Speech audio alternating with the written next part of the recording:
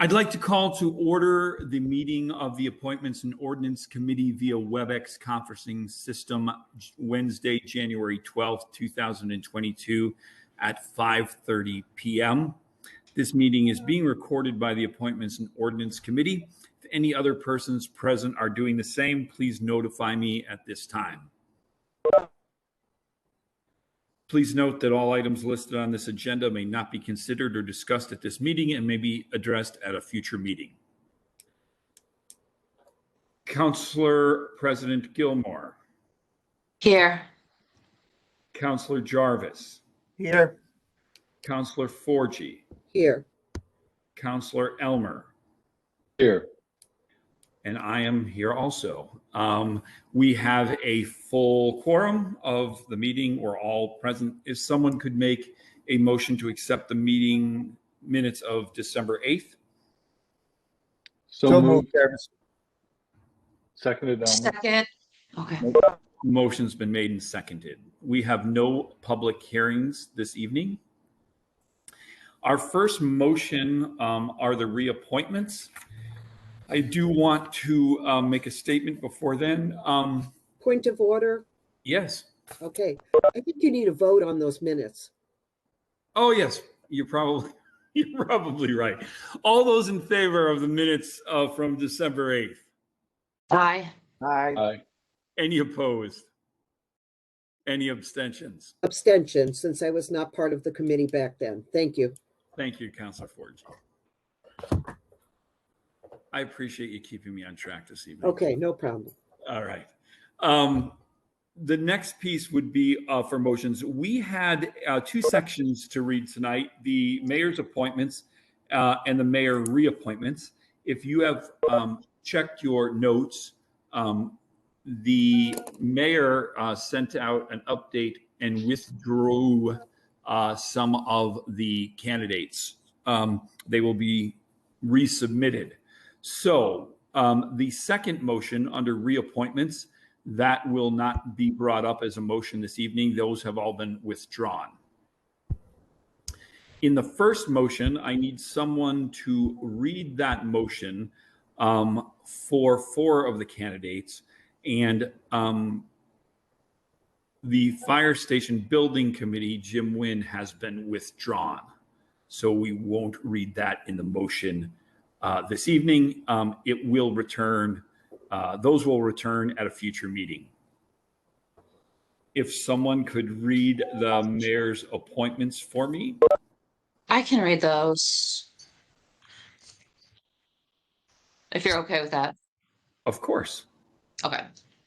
The City Council moved that it be ordered that the Greenfield City Council, pursuant to Charter Section 2-10, affirms the following appointments and reappointments by the mayor. Tracy Allen, Sustainable Greenfield Implementation Committee, term expires December 31st, 2024. Jonah Keene, Sustainable Greenfield Implementation Committee, term expires December 31st, 2022, to finish out Jay Lord's term. Carol Collins, Sustainable Greenfield Implementation Committee, term expires December 31st, 2023, reappointment, 2-year term to maintain staggered terms. Michelle Laurie, Public Safety Commission, term expires December 31st, 2024. Jim Wynn, Fire Station Building Committee, term expires upon project completion. Yes, and we're going to amend to remove the final. Right, correct.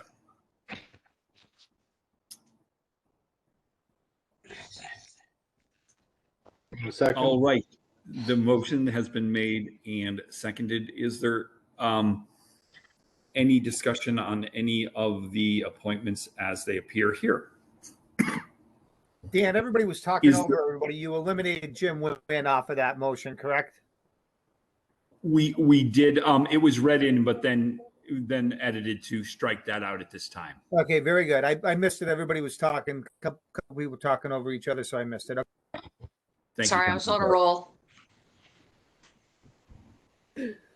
Councilor Gwynn, I'm looking at our guest list this evening. I don't know if there's anybody for those appointments that are here and might want to speak to this committee.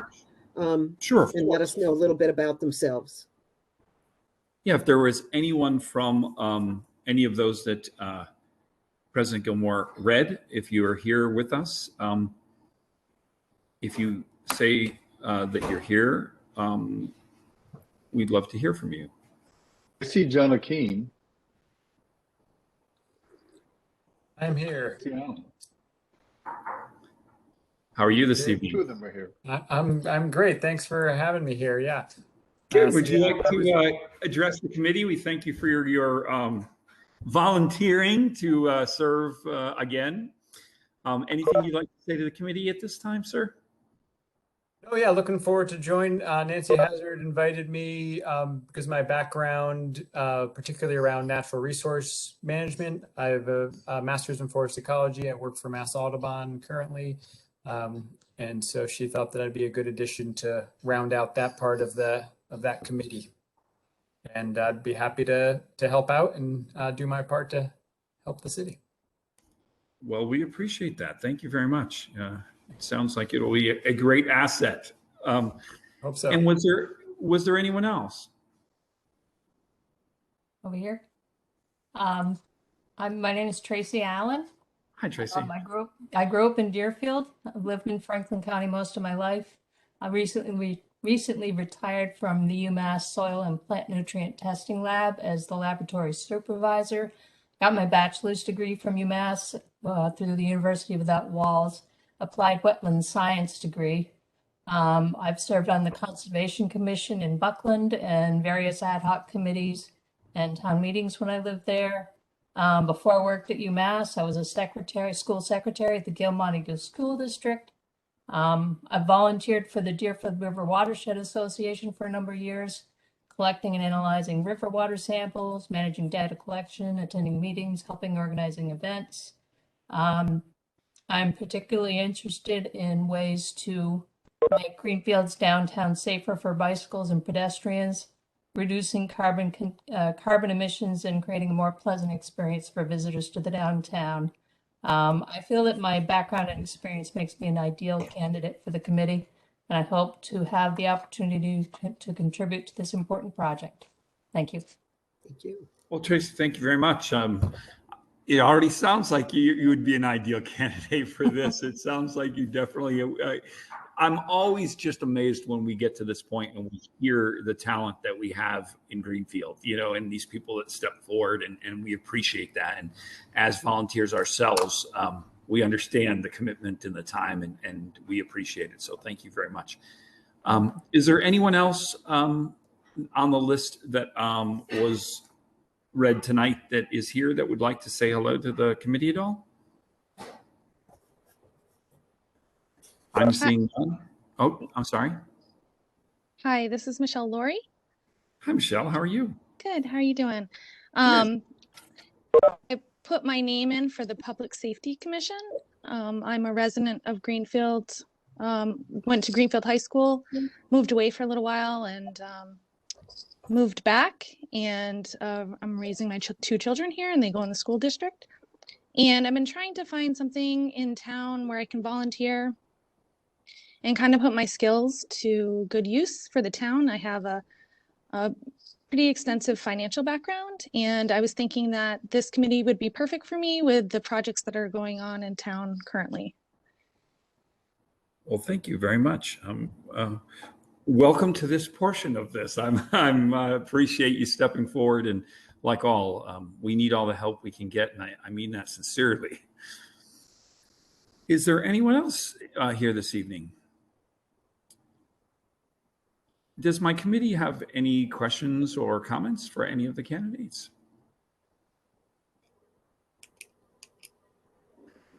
All right, seeing none, all those in favor of the committee, of the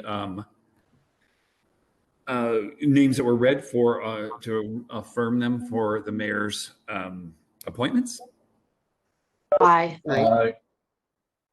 Any opposed? Any abstentions? Seeing none, we will send a positive unanimous recommendation to the full council. So we appreciate everyone that stepped forward. Thank you very much. And now these will be brought to full council in our next meeting. So thank you once again for moving forward. We no longer have the next piece on our agenda, which was the reappointments. Those were all withdrawn and will come back for our next meeting and resubmitted. So we can skip over that. And that brings us to what we have been doing for months, and some of us have been doing for years, which is the review of the Charter Commission. And let me just remind people of the function of this committee before we start tonight.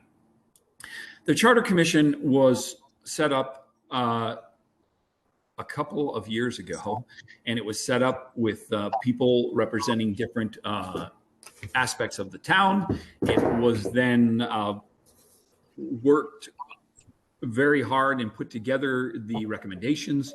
There were time for public opinion. There was time for comment. There was time for people to submit things. And then when they were all done with their task, they sent it to the council for acceptance, and they sent it to this committee for review. It is a review of the work that has been done previously. It's not new. It's not additional. We're not adding things. We're reviewing the committee's work and working on their recommendations. So I don't want anyone to be misled to think that we're creating charter changes. We're looking at what was vetted by the committee. And we have 3 members of the committee with us tonight. David Singer is an invited guest, and he's always here to help keep us on track and for his opinion. We also have Councillor Forgy and Councillor Gilmore that served on that committee.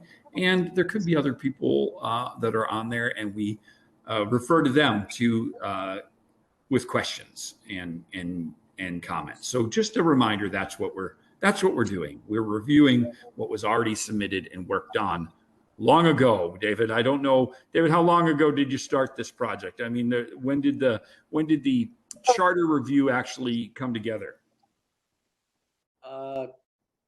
Charter review came together probably 2 years ago, almost 2 years. So this is not a new process, and there was all kinds of time for vetting and submissions, and now we're just reviewing what was brought forward. Seeing that, our first article that we are going to talk about this evening was section 2-8, subsection B, which was under Article 2, which we've completed, except for 2-8B, which was officers elected by city council, which was the city clerk. We requested a legal opinion, which was then forwarded to us. And the legal opinion was helping to clarify a very unique dynamic with the council clerk and the city clerk, and where that falls within the mix. Councilor Forgy, could you lead us through this portion? And David, if you have any comments, like always, please feel free to add. Okay, for discussion purposes this evening, does it make sense for the legal opinion to be read into the record? Yes. To start off with. Okay. Does someone want to do that? I could take a crack at it.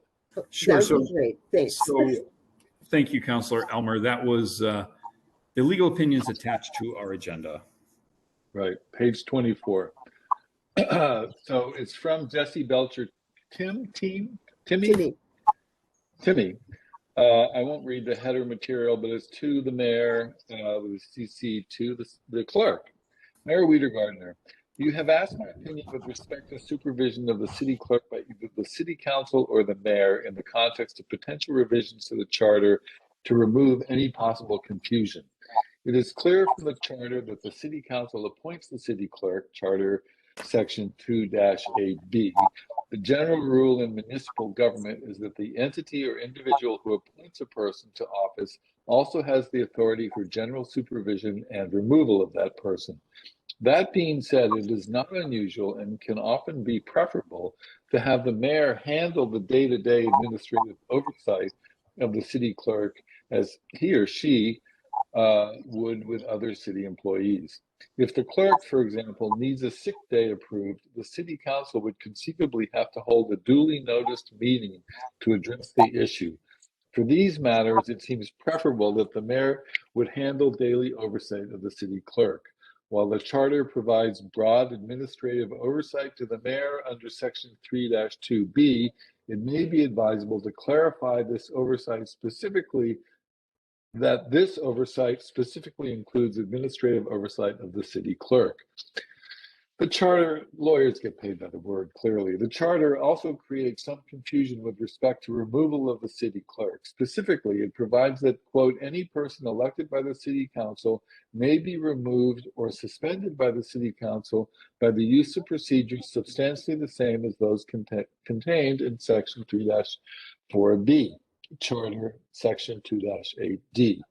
That section, however, provides that a department head may suspend or remove an employee of their department with appeal to and final decision-making authority for the mayor. It is unclear, one, whether the mayor or the city council would be treated as the department head for the city clerk in this context.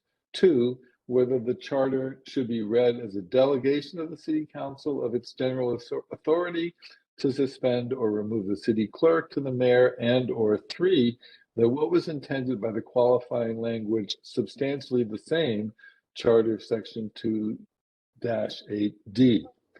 My general opinion is that it is preferable to have removal authority remain with the body that has the power of appointment, the City Council, especially where that body is a multi-member elected board rather than an individual office holder, i.e. the mayor.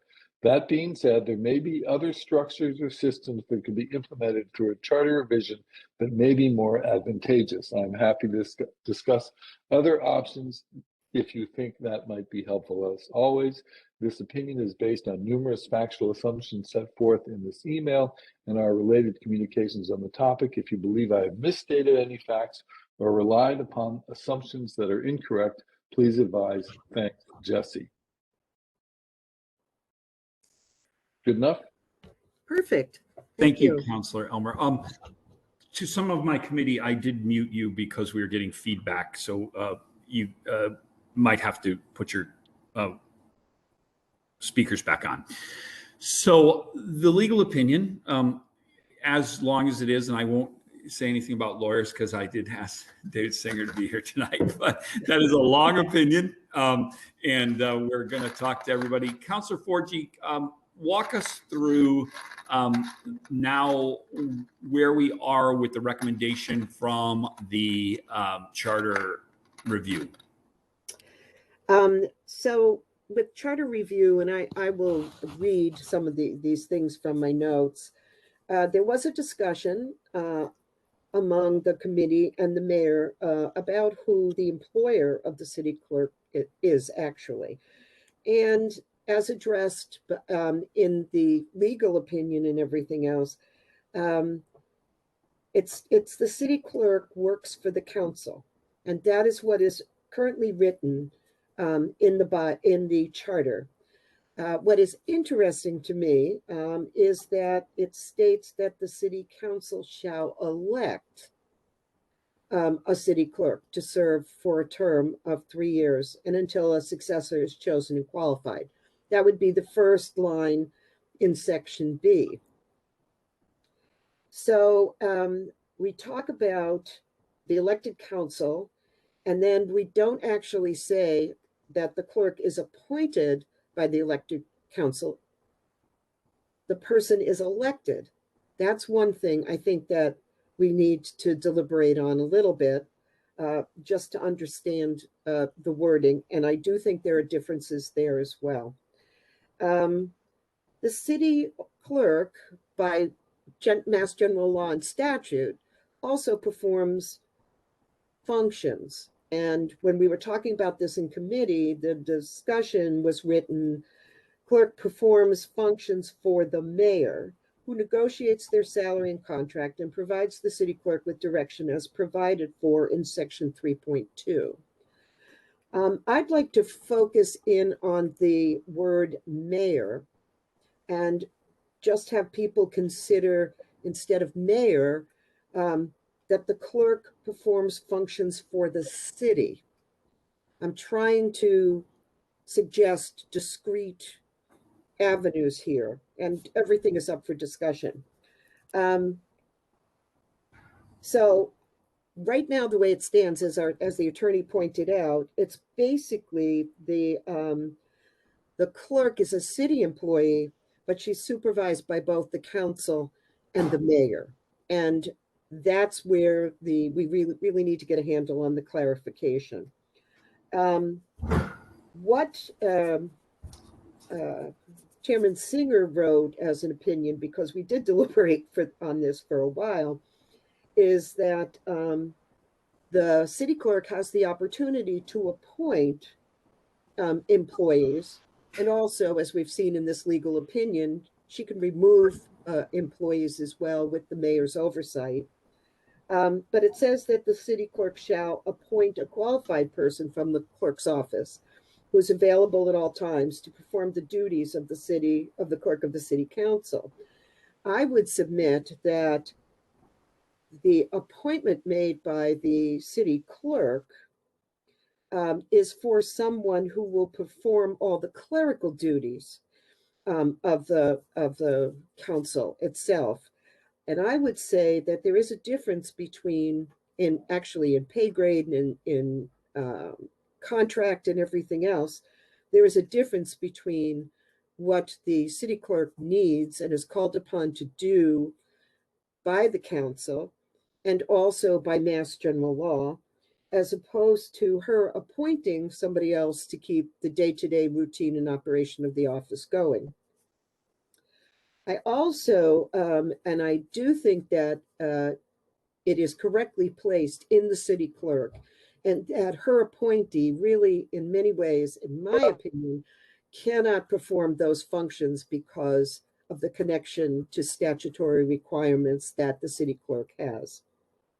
And the committee itself has always worked to bring forth an understanding and to create clarity with the language and the confusion that exists in most parts of this charter, and particularly here, who is the ultimate supervisor. I'm suggesting that the discrete and independent role in city government is a unique employee. We've heard about special municipal employees, and we understand what that means. But this is a unique employee. This is a unique position, I should say, not talking about the person, but talking about the employee, talking about the position, not the employee.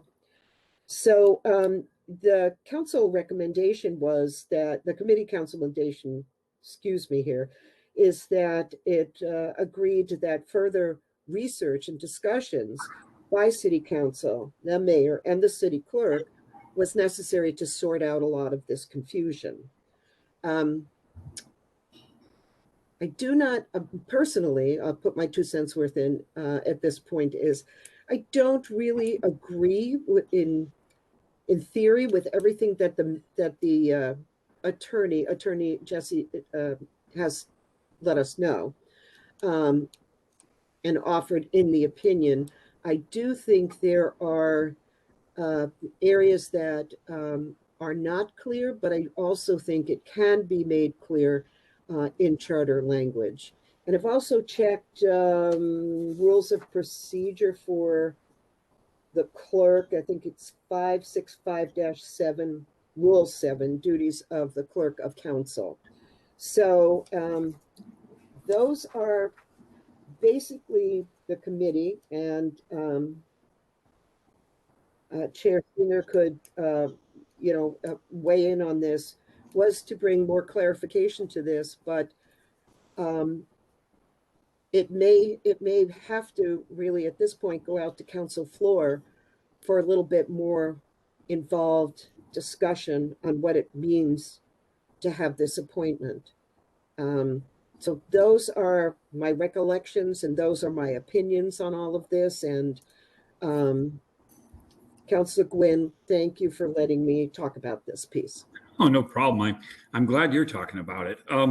Councilor Elmer, let me pause for one moment. David Singer, would you like to speak at this time to anything that was brought up or shed any specifics that might have been paraphrased or such in this group? Thank you. I guess I'm going to just talk to help the counselors feel some sense. David, we can't hear you very well. You're a million miles away.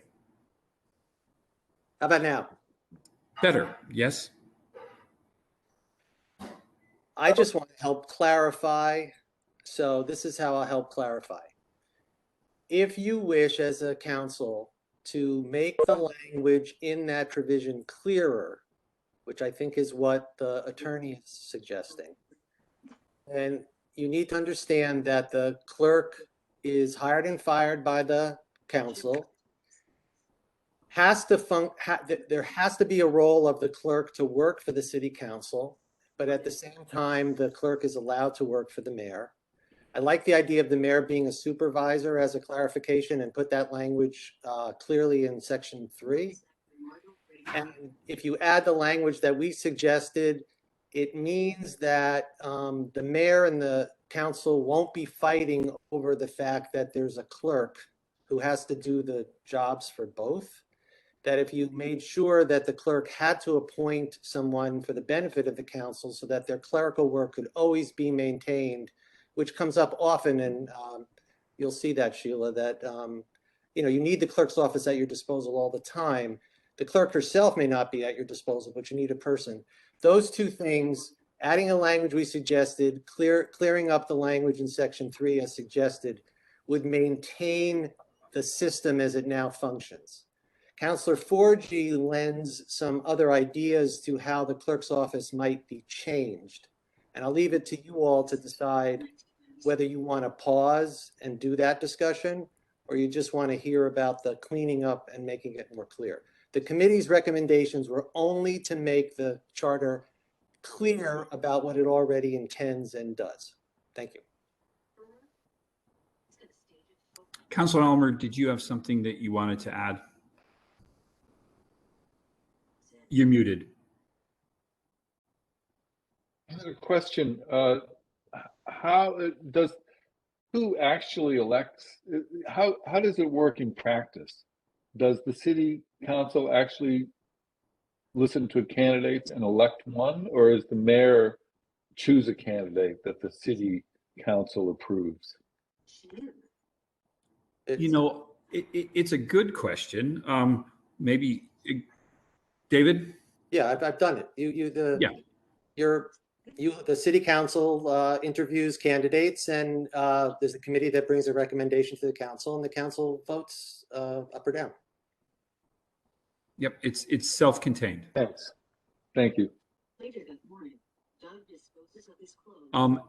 Any other questions on any of the specifics of what was spoken on or clarifications? It's a interesting section, and that's why we wanted to get some opinion, and we got it. Anyone else I'm missing? I can't see everybody on the screen because we have a lot of people in this evening. I'll talk some more if you. Sure, of course. Okay. I like both ideas. I like language that says that the day-to-day supervision will be by the mayor, and I like language that says that the city clerk shall appoint someone who will be the clerk for the city council. I think those are pretty clear, and they actually they solve the puzzle that we're dealing with. And I believe both of those are addressed currently in the charter, and we just need to clarify language. Is that correct, Councilor Forgy? Yes, I think that's correct. Yeah, those are established as you spoke of, Councilor Elmer, but we do need to clarify appointed. The appointed language. I think the language where we say, the clerk can work for the mayor. I believe the clerk should work for the city. I think those are nice, clean changes. And I think, as we've done before, if there's any clarity or specific questions, if not, we can start taking a look at this piece and then decide if there's a bigger picture that we want to get later on. David. Another point of clarification. If you say the clerk works for the city, I think you have to understand the fact that the clerk being hired and fired by the clerk, by the city council, first and foremost, for the city council. If you make it that the clerk works for the city, then you've diluted that distinction. You may want to do that. But it's just David, we're losing you again. Yeah, Oh, I'm sorry. talking now. I don't So you can. I don't think it's my computer. Turn it I'll up get- if you need Does that to. work? We also have guests speaking. Hold on, David. You get to see a very close-up image of my face, which I don't know. I noticed Sheila sits pretty far back, but I'm getting really close. Yeah, I live in my computer screen. Be So go like ahead, a David. I'm sorry. It could be like a fisheye picture pretty soon. All right. If you change it to the city, you are making a distinction that the clerk who is hired and fired by the city council should at first and foremost be the employee for the city clerk, for the council. If you say it's for the city, then you're mushing that definition. If you wish to do that, then you have to, you'll have to go through a process. That's a change. What we're suggesting, the lawyer's suggestion and my suggestion is just a clarification. That, to me, that's a change, saying the word city rather than. David, I don't think it's in the part that talks about the clerk. I think it's in the clarification as it is now. It says the clerk also works for the mayor. Also works for the mayor. We are saying the clarification there was the clerk also works for the city, the additional piece, not the singular piece. The singular piece is the council. Well, just be careful because the only two possible people that the clerk could work for are the mayor and the council. So if you say city, you might be sweeping back in that the mayor has some extraordinary authority that this particular charter does not give that. Okay. Just making it clear. I can't, I'm online. I can't do. Council. Excuse me, I'm very sorry. Herbs, this is important. Excuse me, I'm very sorry. That's all right. We all have lives, so no issue. Jeez. Some of you have pets. I really don't have any pets, so. Council Porgy, did you want to make a Yeah. clarification there? The piece I was referring to, Dave, was the first paragraph of the comments that were written up as what came out of our committee when we were speaking. I was referring to the line that said, however, the city clerk also performs functions for the mayor. In B, okay, it doesn't say that. So it's not, this was the language that came through as the discussion, but it's not attempting a change to item B. Okay, good clarification. Okay, for clarification, yeah. Okay, thanks. All right. Councilors, any other questions while we have people there? All right. Councilor Forgy, looking at what we've just discussed now, what would you recommend to our first step in clarifying 2-8B? Do we want to recommend some of those language changes for the clarification that the committee suggested, or where do you think we are headed on this? Well, at this point, the recommendation that comes out of committee was that there be additional ordinance language that clarifies that we go ahead and we leave 2-8B the way it is at this point. And then it was suggested in ordinance that we add the paragraph that the city clerk shall appoint a qualified person from the clerk's office who is available at all times to perform duties of the clerk of the city council as provided under city charter or by ordinance or by any vote of the council. So that was the it's in quotes on page 42. So the recommendation from the charter committee was Yes. to leave it as it is stated currently, with the addition of doing the specifics in an ordinance. Yes. Okay.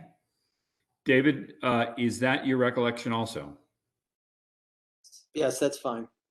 Now, Councillor Forgy, is there any more maintenance items that need to be done in the charter if we're going to do the specifics that you and the committee suggested as an ordinance in the future? Is there anything that we have to do to this charter section to have it in compliance? Is there anything that is recommended? We talked about appointed. We know that the city clerk is elected by us as the city council. That mayor city piece is would be part of the ordinance, I'm guessing. It's not Yes. part of the charter. That's correct. Not part of the charter, but part of an ordinance. That's the recommendation. And the recommendation is if David agrees with me, the recommendation is that as it heads out to ordinance, then there needs to be a broader discussion as to how to delineate some of the things that the charter committee deliberated and debated. And that would include a wider conversation with city council, mayor, and the clerk. And the clerk. So would you say we're recommending to not bring 2.8B to any vote, that our recommendation is to address the changes in ordinance to be seen by this committee? Yeah, I'm going to defer to David here, but my opinion is that B is okay the way it is, as long as we go back and address it through ordinance. Okay. David? I guess I just want to say again that the charter is a permanent reflection of something. Ordinances can come and go. Right. The way that Councillor Forgy discussed it, I just want to be, there's nothing wrong with it, but I just want to be clear that if your narrow focus is to mend the charter so that its intentions are clearer, and this provision should be put into either the charter or an ordinance, along with some language in section 3, as suggested by the lawyer, that the mayor has supervisory, or supervisory roles over the clerk. That could be done. The mayor would probably agree to it. The charter's now changed. That's permanent. What Councillor Forgy was talking about was, in light of other discussions about what the clerk's office might look like, we'll talk about this also, is to me inconsistent with the suggestion. The suggestion is make this charter as it reads clearer in this way and the second way. If there's a bigger discussion about the clerk's office, that's fine, have that discussion. But I think you as a group have to decide, are you clarifying the language, or are you moving on to another discussion about the clerk's office, or both? But what Councillor Forgy seemed to lead me to believe was this would be mixed in with other discussions, which would not, I can't see that being an effective way of promoting what we recommended. I want to focus on the small picture at this point, which is, if we're going to have an ordinance to do remember, we also said through this whole process that the charter lays down the guideline, and then the details and the specifics can come out in ordinance. We've been doing that with most articles. So I'll go back to what I said before. Is there a piece of this that we have to vote for 2-8B in the charter? Is there language that needs to change because it's not clear? Or is it clear enough as is, and then the changes that we're talking about come out in an ordinance? I'm a tad bit confused on that direction, if anyone's with me on this. You could do it either way. It's just that if you do it in the charter, you're not going to, it's done. it's done unless the conversation that Councillor Forgy is talking about occurs and you totally revamp the clerk's office, then you'd revisit it. But if your ordinance discussion is going to get broader, you're going to lose these changes. So you have to decide whether you can keep track as the chair that one set of discussions is to amend the charter is to supplement the charter as it is, and another set of discussions is to change the charter. So you would be in charge, if you're the chair, of dividing those conversations. Otherwise, this will never get amended, and it does need clarification. Okay. Does any of the other councilors have any questions besides? Okay, let me. I do. I have a question. Councilor Elmer, go ahead. Okay, can you hear me? Yeah. Yeah. Under the asterisks, the second at the end of the first paragraph under the asterisk, it says, under the current charter, the city clerk is an employee of Greenfield who is supervised by both the city council and the mayor. That's not in B, C, or D. Am I correct? That's correct. Our That's correct. supervision is in Article 3. Okay. So it's still in Article 3. Okay. The lawyer's saying that it's vague, so that you should add something in Article 3 that says she has those supervisory powers. As a practical matter, the mayor is the clerk's supervisor. So we're just codifying what exists on the ground, if that's what people want to continue. May I make a suggestion? Let me just ask, Councilor Elmer, do you want to finish your thought before we? No, that you answered it by saying it's in a different place and it's not in front of us right now. I'm not sure I understand why we don't, if it's the will of the committee and the suggestion of if the will of this subcommittee and the will of the committee to add the language that's in italics, the city clerk shall appoint a person of the clerk's office. If we feel that's the way it should be, I'm not sure why we wouldn't put that in the charter and then present it as a change in the charter to the council. Then we certainly wouldn't lose it.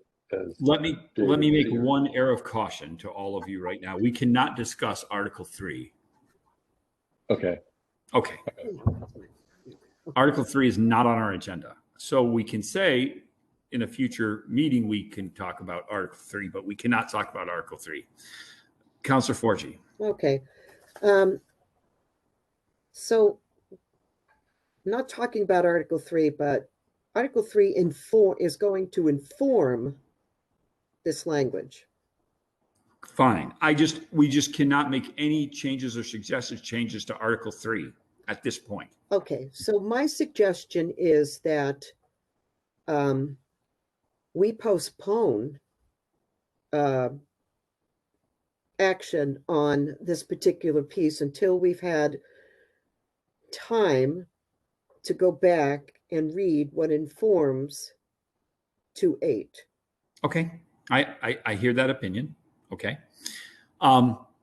Is there any language that we could make a recommendation on in 2.8b this evening to help clarify, which was the intention of the review committee?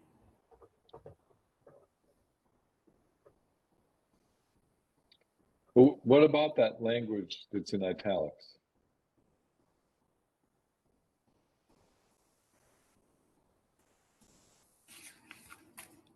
What page are you on, Councilor Elmer? Page 23. Yep. Oh.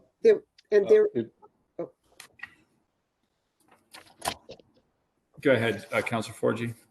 I don't mean to interrupt you, Councilor Elmer. No. Are you okay? No. Okay. So if you look at another thing that's not on our agenda tonight, which is Section C, Clerk of the Council, that addresses the city clerk shall be the clerk of the city council and shall give notice, blah, blah, blah. to me, the city clerk shall appoint a qualified person probably belongs under section C, which is not on our agenda for discussion. Councilor Forgy, can I stop you right there? Yes, I move that we move forward with this article until we add 2C and Article 3 into our discussion in the future and do the work as we need. So I am going to move on. do you need a motion? We need a motion and vote on it to move on. Yep. Someone would like to, I'm just recommending that. Do we want to table this? Is that what you're saying? No action. No action. No action. Councilor Then we make a Jarvis? motion. I make a motion to table till we have further discussion on the article in full. And the portions there. Okay. A second on that. I second that. All those in favor? Aye. Aye. Opposed? Any abstentions? Seeing none, we'll table this so we can bring the articles into discussion and make sure we are clear on that. Okay. That brings us to Article 6. Article 6, we have several topics that I was hoping to get to this evening. I would like to start with Section 6-11. Is that where we'd like to start, Councilor Forgy, with the Public Safety Commission? Sure, that's fine. Or is Director Warner still on this call? No, he had to leave. I know, that's why if he was still, he had to go to school committee. Because we're going to change 6-6 in a different way, we could have moved that up. But seeing he's not here, let's move forward with 6-11 because I believe our chiefs were both on if we needed any clarification at the beginning of the meeting. So Councilor Forgy or David, who would like to lead us into this? We do have a modified language attached, and I'm sure you've all seen that. Councilor Forgy? Yeah, my standard was Article 6. So all of these pieces were reviewed, and this is the language that I came up, and everyone needs to realize that last year, this was a year ago that I wrote this particular language. And I did at the time ask Public Safety Commissioner Gary Longley to help out with language to draft for trying to come to a number of resolutions in regard to what the community was talking about. But basically, you're going to see where the original language is written in black, and the only time a change appears, it will be written in red.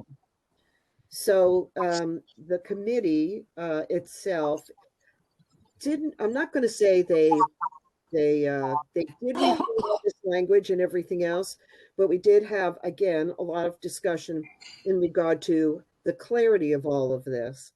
So what I'd like to do at this point is just go down the list and just read what is there and what the suggestion would be. So on 6-11A, there shall be a public safety commission consisting of 5 members. That's the way the language reads now. There was discussion about 7 members, so expanding this board by 2.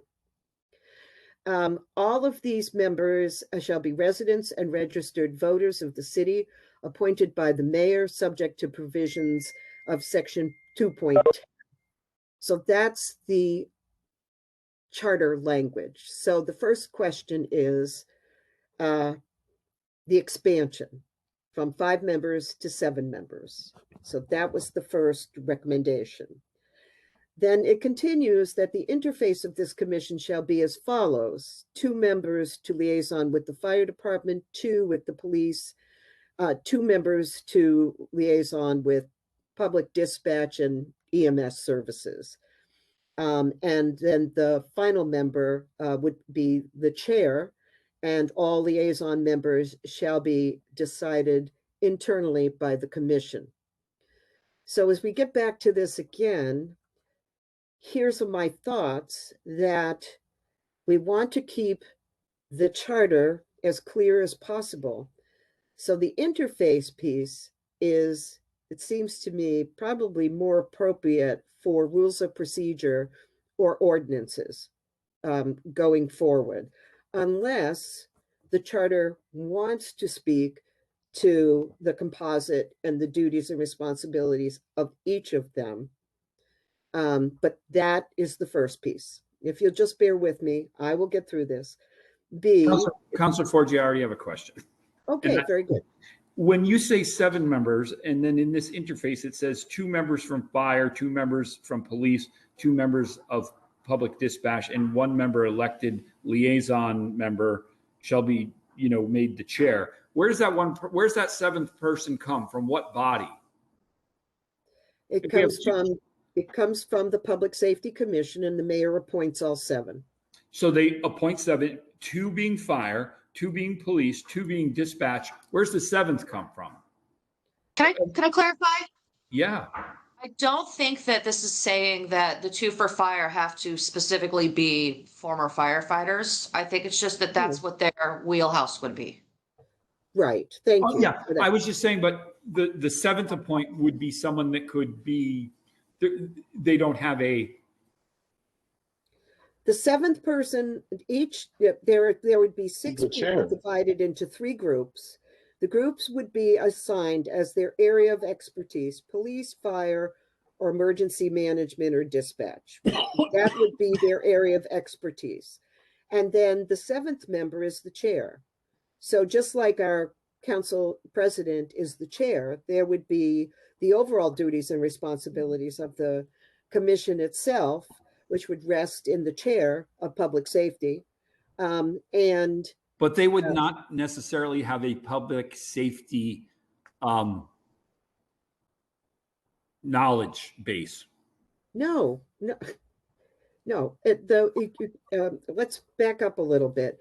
It is the mayor makes the appointments. Instead of 5 people, she makes an appointment for 7.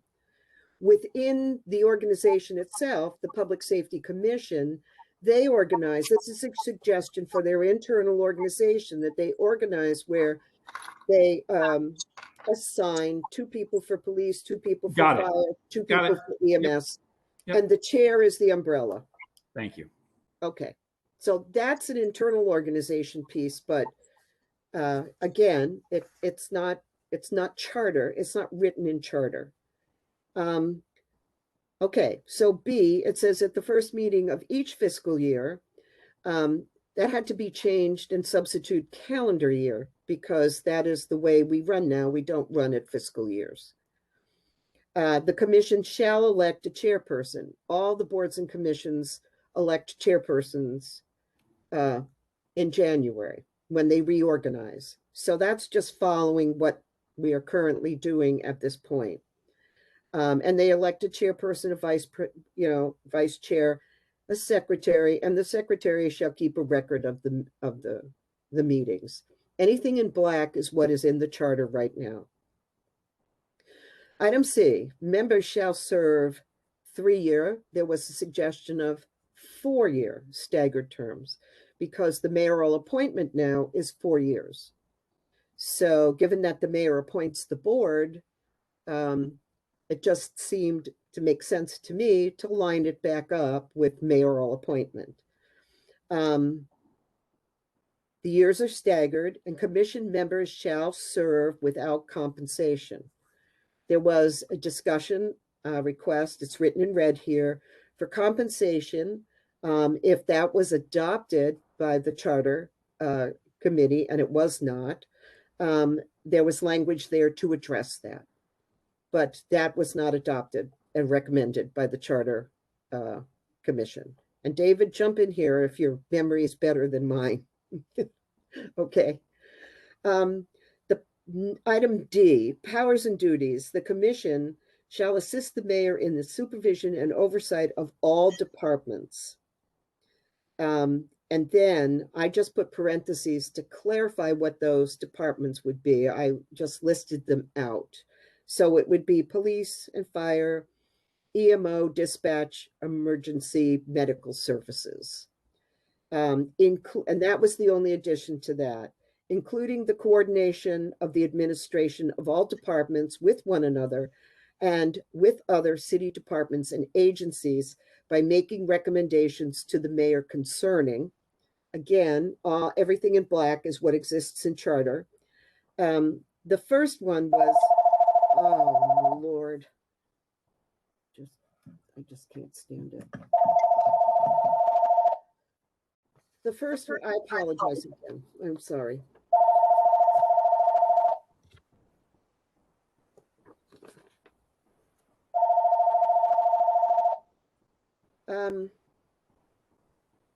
So let's back up saying making recommendations to the mayor concerning, the first item was setting priorities within said departments. That's already in the charter. The second one was the annual operating budgets. The old language said of both. The new language should say all departments, because we're just not police and fire anymore. We have expanded our public safety services in the city of Greenfield. After the mayor and the commission have met with the department heads, I changed the language from chiefs to department heads.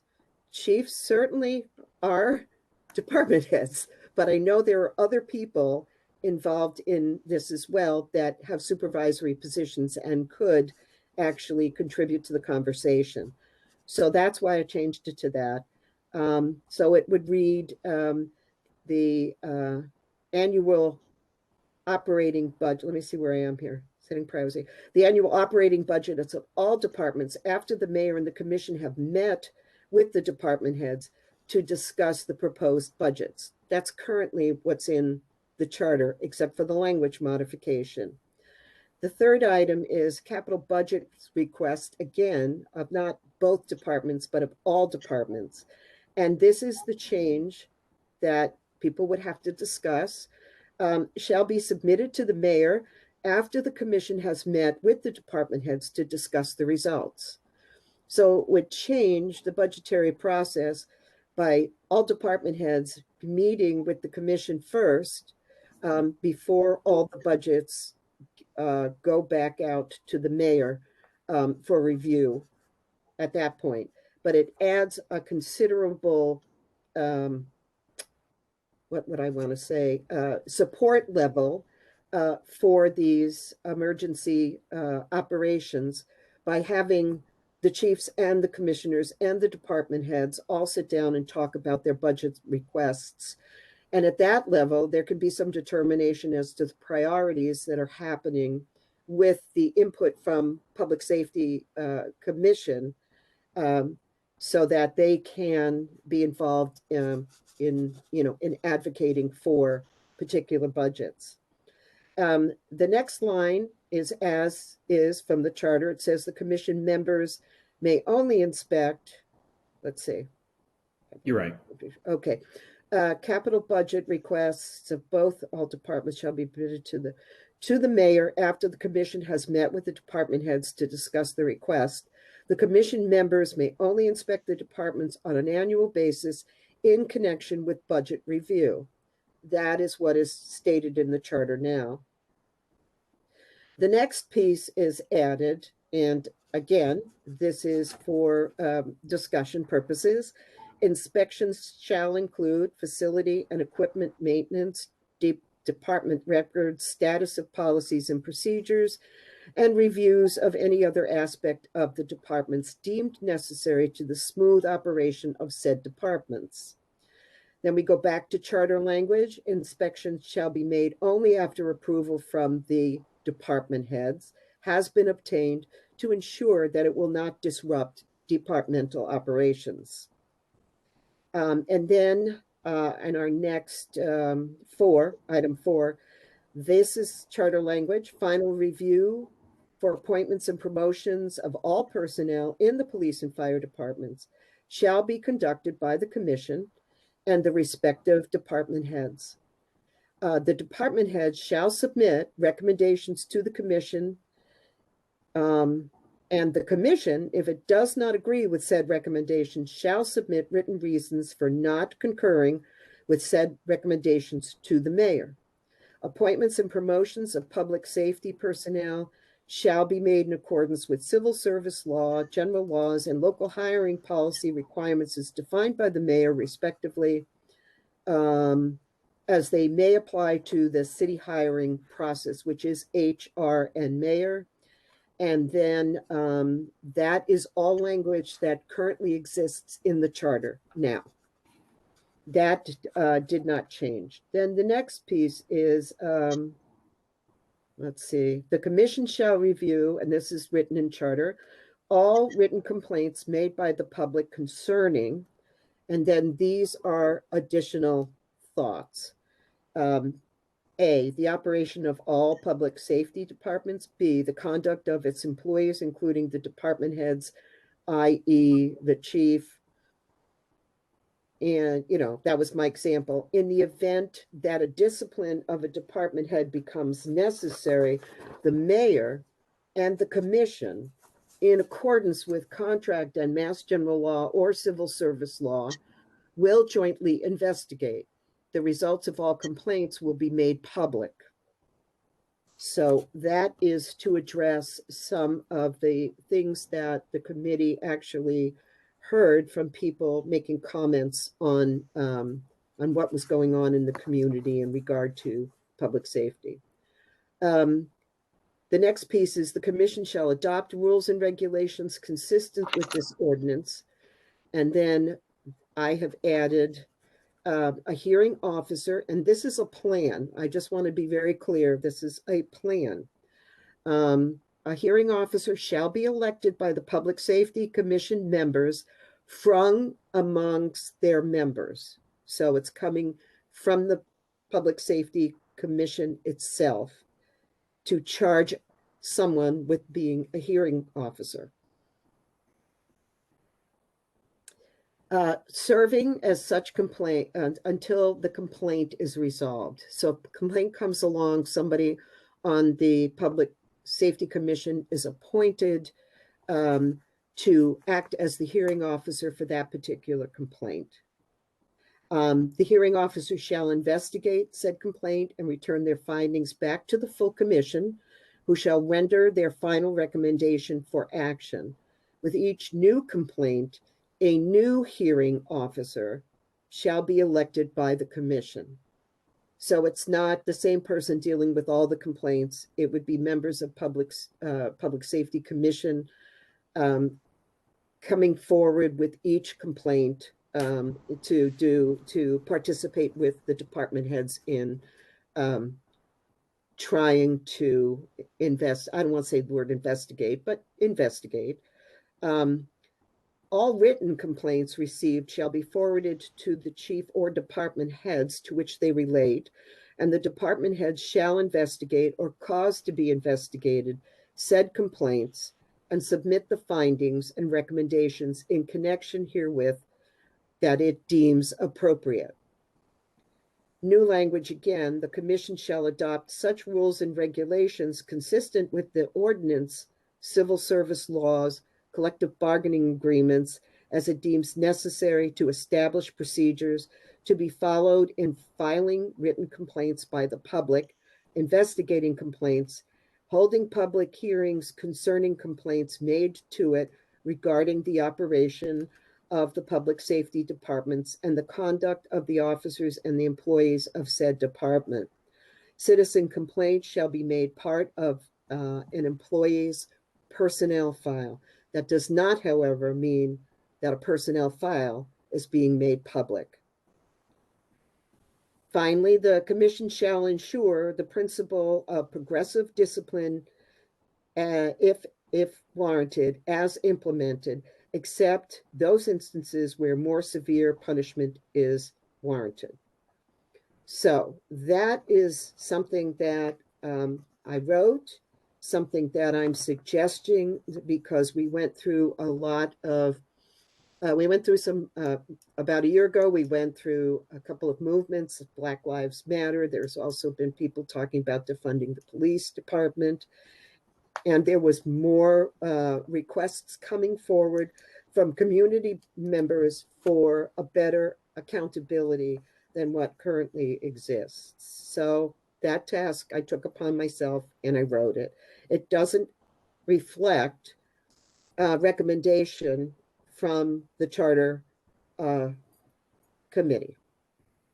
And then finally, to get into the final sections of the charter language, section F addresses meetings. Number 1 is the commission shall meet on a regular basis, and a suggestion was made at least once a month, so that we can be certain that boards and commissions, I understand maybe it's summer and we're not going to meet in August or whatever, but at least once a month, boards and commissions are seen as doing regular duties. 2, special meetings may be called by the mayor, the chairman of the commission, or majority vote of the commission. That already exists in the charter. Item 3, minutes shall be kept of all public meetings. And I also included in this, which is the same for every board and commission in Greenfield, including executive session in accordance with the Mass General Meeting laws, their open meeting laws, which says that when an executive session is concluded, there needs to be minutes made available after the executive session, and the commission would, at this point, would vote that it would be okay to release those records. That goes for every committee and board in the city. And 4, this is in the charter already, the commission may establish its own rules of procedure, including those governing the conduct of its meetings. In item G, in the event of a vacancy, the mayor shall make an appointment for the balance of said term subject to city council approval pursuant to section 2.10. That's charter language. And H, no member of the commission shall be an employee of any public safety department, nor shall any member of his or her family be an employee or retired member of any public safety departments within 60 months. And it was requested that that be changed to 36 months of his or her retirement date. And then to clarify, a family member shall mean father, mother, spouse, child, stepchild, grandchild, brother, sister, brother-in-law, sister-in-law, niece, nephew, and grandparents. The commission's members shall be special municipal employees, which currently exists. And that concludes it. I'm sorry. I thank you for your patience in hearing me through. I hope for the members of this committee, I've clarified what exists and what the charter committee did recommend, and what I took it upon myself to write as possible topics for consideration from the city council. So I thank you very much. Thank you, Councilor Forgy, for that work. David, any comments or suggestions along this line? No, I think there's a lot of people here who want to speak to what's going on, so I'd like to give them a chance. Thank you. Of course. We asked my guests tonight to be the chiefs and department heads of the public safety elements of the city. Do any of the councilors have any questions at this point before I move on? I don't want to stifle any of you. Very quick question. Do I understand that this was the red language was not approved by the committee? I have. It was approved. It was approved. It was approved. Yeah, I did point out where there was, everybody agreed on it. The structure of, the structure of some of these things, again, the charter committee did read all of this. They did have this memo, and they put it forward. It did go forward. So thank you. It can be edited. Phil. No, obviously we have that ability. So, but this did all go forward, correct, David? Yeah, I mean, Councilor Forgy, you're not giving yourself enough credit. The way that the committee was set up is that there were different members that were in charge of different sections. And then they would bring information back to the committee, and then the committee would meet as a whole to discuss it. So Councilor Forgy was in charge of this section. She spent a lot of time on this. There's also notes in the section itself to review. This is not a one meeting situation, but again, this was approved by the whole committee. Thank you. Anything else from any of the counselors? Let me And just. if I may, Ed has his hand up. Oh, I can't see you, Ed. I'm sorry. yeah, Go that's ahead. okay. I know there's Counselor not Stroh. enough boxes on your screens. Right. We're gonna have a chance. I just want to make sure that we're gonna have a chance. I know some of my questions might be asked or asked by the department chiefs. We're gonna have a chance afterwards to rebuttal any of our questions because I got quite a few. Most written down. definitely. Okay. Most definitely. And I ask that, can I ask, I can't see everybody that's on the screen. I know I have the police chief with us, and the fire chief was on earlier. Are you still here? He's still here. Okay. And who else from any of these departments is here? Is there any other department heads or anyone that would be okay? Chairman of the Public Safety Commission. Yeah. Thanks, Butch. I appreciate that. All right. And I guess I'd like to hear from all of you. Chief Haig, would you like to speak with us this evening and give us opinion, thoughts, and we can go from there? Or do we want to start with the commission? What's your choice? Can you hear me? Yes. Okay. I mean, I appreciate all the work being done, and thank you for letting us at least be here to speak about this.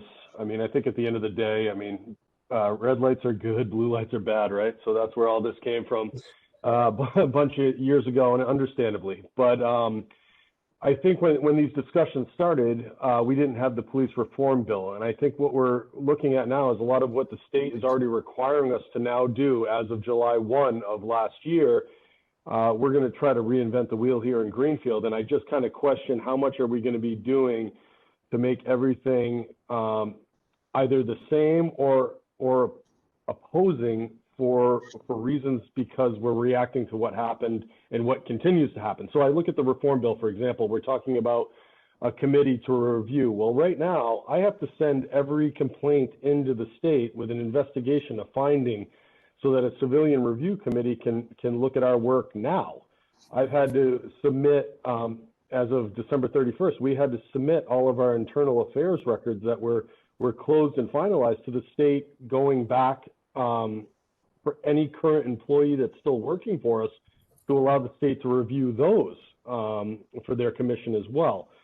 So we've had a lot of things that have been implemented by the state since these conversations have started. And while I appreciate how much work Councilor Forgy has done, as well as others, some of these things are already in place. And are we now going to be working kind of against each other here for the same outcome?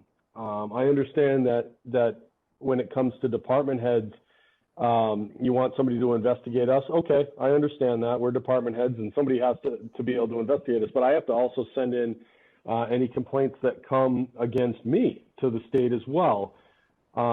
And so does the Public Safety Commission when it comes into them.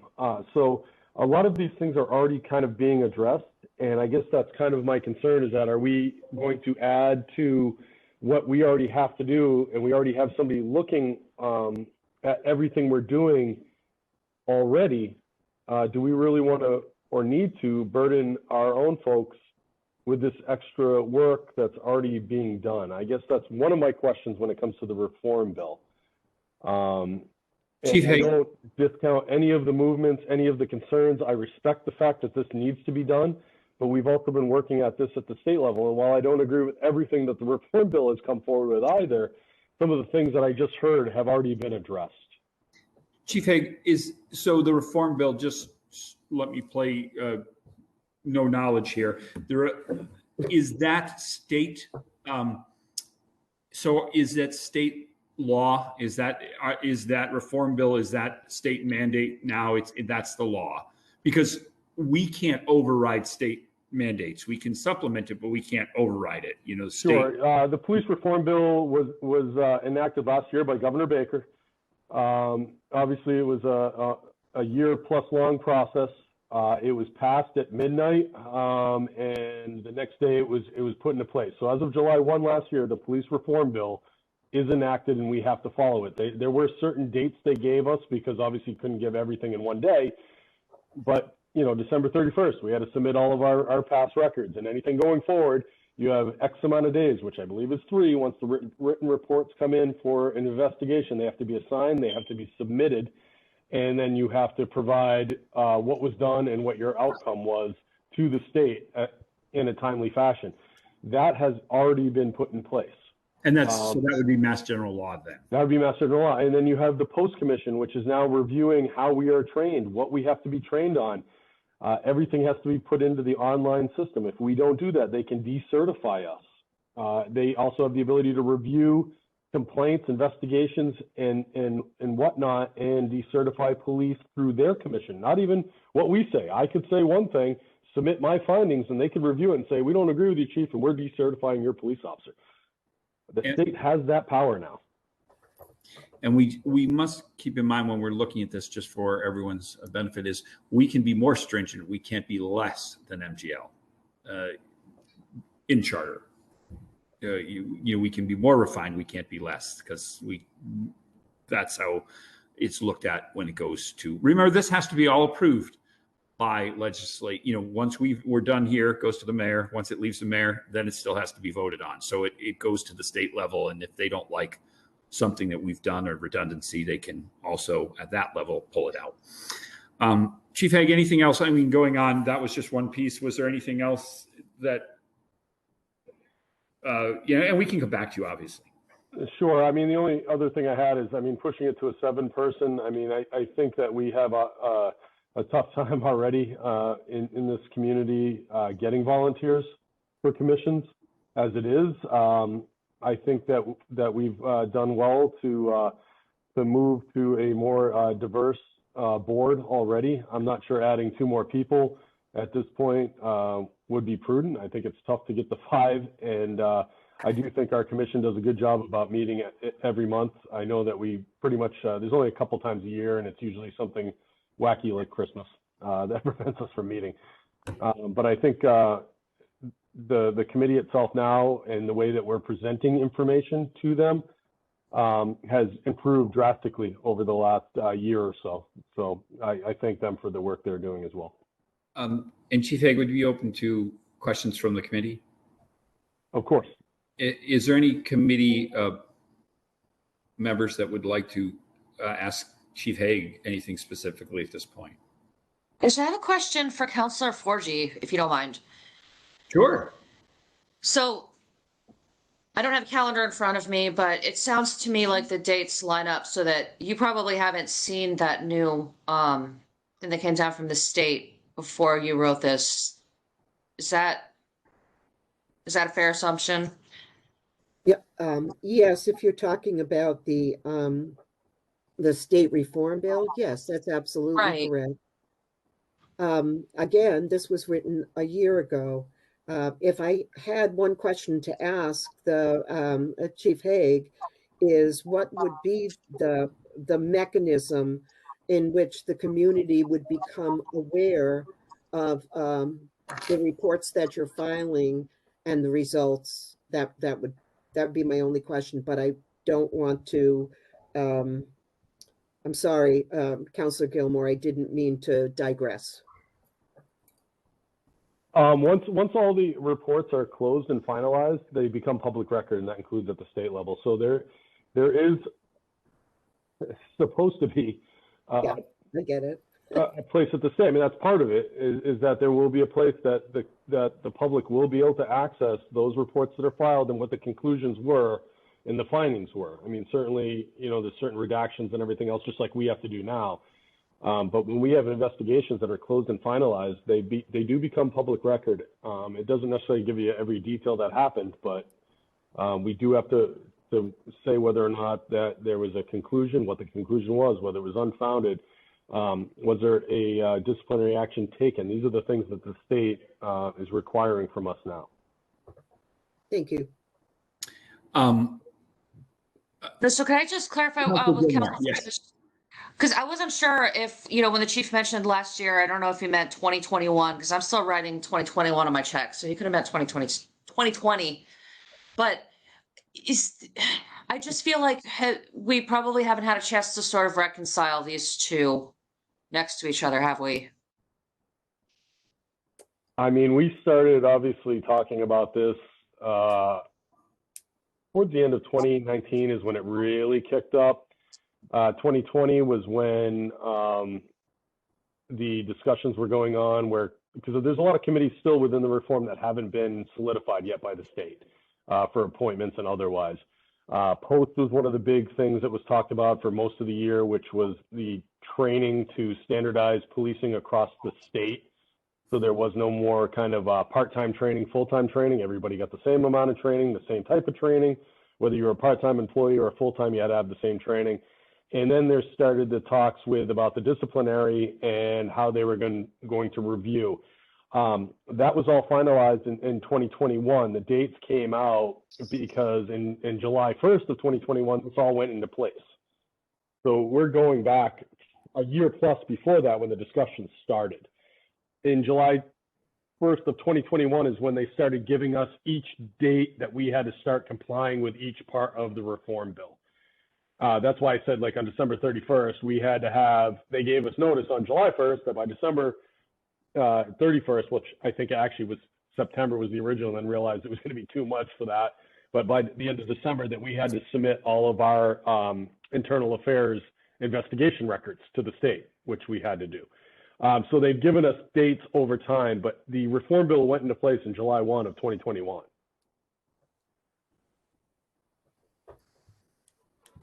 Did that answer that, Councilor Gilmore? Yeah, I want to make sure that everything matches. I don't think we need to be contradicting the state. That's all. Correct. The other point that I just want to make as we move on and we get other opinions is this would most of what we're talking about now is section 611 E. Keep in mind that we can take this piece by piece and we don't have to put E could be reviewed and updated with the reform bill pieces, but that still means we can move forward with portions of this, A through D. Just recommend that, recognizing that. Chief Haig, anything else at this point, or we can come back to you? I'm not going anywhere. If anybody has any questions, I'll certainly answer them. I got one, Dan. I just got a clarification.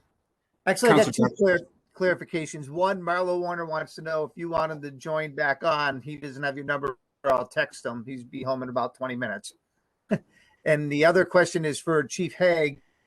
Just a clarification now. You said that the reform bill that it's a complete citizen reform panel that's made up at the state. So it's not elected officials. It's a panel of civilians appointed, and I would bet the venture that it's a pretty diverse group. Correct? So there's multiple different panels at different points. So like your post panel, which is our training, I believe we have 2 police officers on it, but for the review panel for our disciplinary, there aren't any police officers on that panel.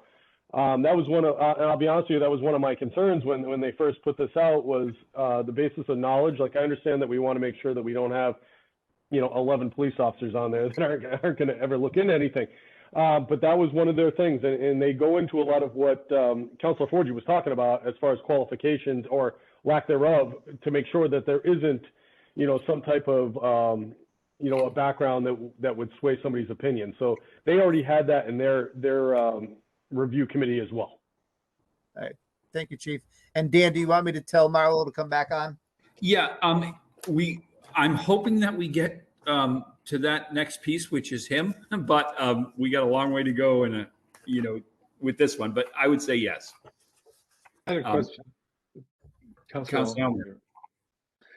Yeah, Chief Haig, are there things in the document that Councilor Forgy produced that contradict the state laws? I mean, do we have a conflict that you know of? I understand there's overlap. But Yeah, off the top of my head, I don't think there's anything that would violate state law per se, because it does kind of go in the spirit of what the state was looking to do. I guess my thought would be is are we going to do something that the state is then going to either disagree or not agree with your finding for whatever reason, and then where do we go from there? I mean, there's a collective bargaining agreement. You know, people have the right to arbitration and other avenues. Are we just adding another layer of kind of complexity?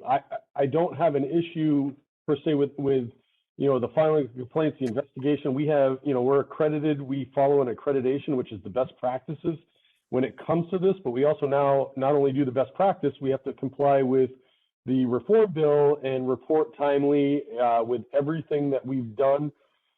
And then we're now doing 2 layers there. Are we adding a layer locally that we just don't need to do because you do have a larger committee that's going to review all of these things? And once we finalize them, they become public record. Thank you. Thank you, Chief. Anything else for Chief Haig at this moment? Chief Strahan, are you on? I am. Can you hear me? You sound a bit distant, but there you are. I think it's this microphone. I apologize. No, it's much better. I thought you were taking the David Singer approach to talking to us for a moment there. So you can hear me. Yes, we can hear you. Would you like to start as Chief Haig did and just give us an overall thought on what was presented tonight? I do. I have a couple suggestions, just some minor edits, if you would, before I have more in-depth comments. In the section of power and duties, it should be emergency management. I think it should be spelled out, not EMO. Okay. That's just one suggestion. In where you have department heads, Chris, I think it would be better suited if you put public safety department heads, so there's no confusion that you're not pulling in the DPW. And then the one comment I want to make about emergency medical services, the way that our emergency medical services work for the city of Greenfield is that the mayor signs into a 3-year agreement with an ambulance company. And basically the mayor has the full authority to implement that contract. I believe the intent of this was to pull the Public Safety Commission as more of a responsible party when looking at the contracts and giving guidance for a said contract within the city. Where it's lumped in as you know, fire dispatch, emergency medical services. Emergency medical services, I run an ambulance, but that falls under the fire department. Emergency medical services is not a department head or a department within the city.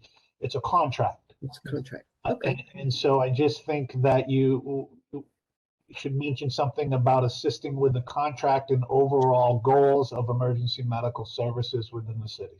Just a suggestion. Thank you. Very it's good. A draft after all. It's a draft. Yep. But I think that's really the intent, is to have it so that the Public Safety Committee is involved with the contractual services. That is a key and vital public safety part of our overall protection of the city. So I want to echo a little bit about what Chief Haig said. You know, I understand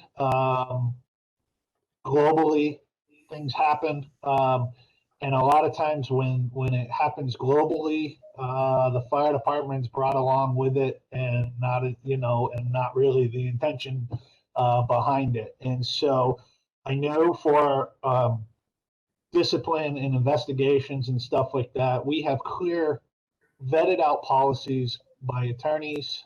We spend a lot of money on a policy program that spells out internal investigations, and having another group involved with that in conjunction, I think, is problematic. And I think it can be a challenge on our side. We take all the citizen complaints that we receive from public safety, if we receive any, we vet it out through our policies, procedures. We notify HR, we notify the mayor's office, and we keep public safety advised. But public safety doesn't routinely get involved with the investigation. And I do challenge the question about this is other departments don't have a governing body on top of that either. It's the department head and HR and the mayor that investigate wrongdoings by the departments. And now the fire department, and I'm only going to speak for me, I won't speak for the police. Now the fire department is going to have that extra layer on top of that, including, if I read this right, disciplinary outcomes being a public record, and other departments within the city don't have that. They're sealed records when somebody is disciplined. So I'm not sure the legality of that. I understand why it's there, but I'm just speaking on behalf of my firefighters. Not that I'm trying to hide anything, but I do believe in due process of our firefighters, and I do believe in making sure that they're also protected as well as the public.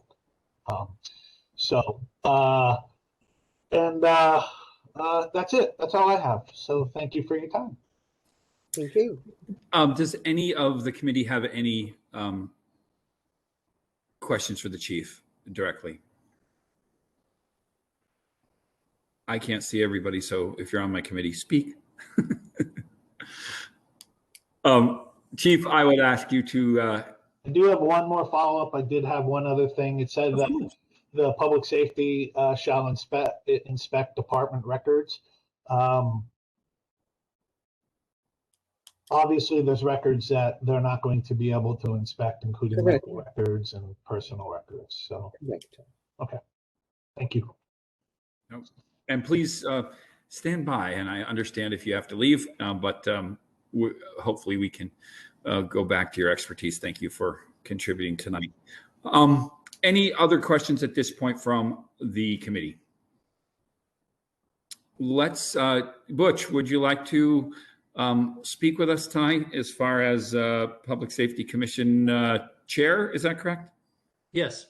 Thank you, Mr. Chairman. And this is my first invite into any of this process or anyone else on the Public Safety Commission, with the exception of Gary Longley. And I do appreciate all the work that Councilor Forgy has done, because I know it is it's complex, it's confusing, it's ever changing. You're dealing with state law, local ordinances, rules, regulations, union employee contracts, new state laws that have come out, and so I sort of feel sorry for her a little bit and being caught up in all this, because it is my view of sort of what the Charter Commission did originally was sort of a cut and paste to put this section together. It looked like from the get-go, I'm going into my 16th year on the commission, and it looked from the get-go that they took phrases from other cities and pasted them together. It never really ever flowed very well together. It still doesn't. I didn't have, even though I printed off what was on the web, I didn't have the benefit of the red language that Councilor Forgy read, which was quite extensive. I think it might be underlined in addition to being read, or so. Yeah, there might be some distinction for you. Yeah, but it didn't come out that way when I printed it. All right, I'm sorry. So, yeah, so there are several things over the years that we've asked the former mayor to add the EMS portion, the ambulance portion, because we we did routinely review their service plan, and we did routinely, as contracts come up, make recommendations to the mayor in conjunction with the police and fire chief's input on, some contract language and duties and stuff like that. So we did want to see that in there, and it's good to see that there. There's several other sections, though, that given some time, I think the commission would respond in writing to you or Commissioner Forgy. There's still a lot that needs to be clarified. There's still stuff in here that needs that doesn't really line up with what really is happening. And we could make some comments about that. Let me just make a comment at that point. That process of contributing and all of that is really past. We're on a deadline now to get this forwarded because we have a time from when the commission presented it to this council to go through. So we can't start over. We can't begin because that's not our duty. Our duty is to review what was submitted, make some recommendations and changes, and stay within the time frame allotted. So obviously, opinion is important, and we want to make sure that language is correct, but we're not in a position to start any of this over again and looking for recommendations. David, anything that you'd like to say along that line? Go ahead. I think that what we did was we gave you a report. We did the best we could to offer suggested changes through the process of being a charter committee. We didn't have the luxury of having hearing after hearing after hearing because we were on a time schedule to get everything in by the end of the year. Having said that, I think it's really up to you as a council. I sense a nervousness that somehow this language is a thumbs up or thumbs down proposition for the council, and therefore the chief and the two chiefs are concerned and Butch is concerned. I don't look at it that way at all.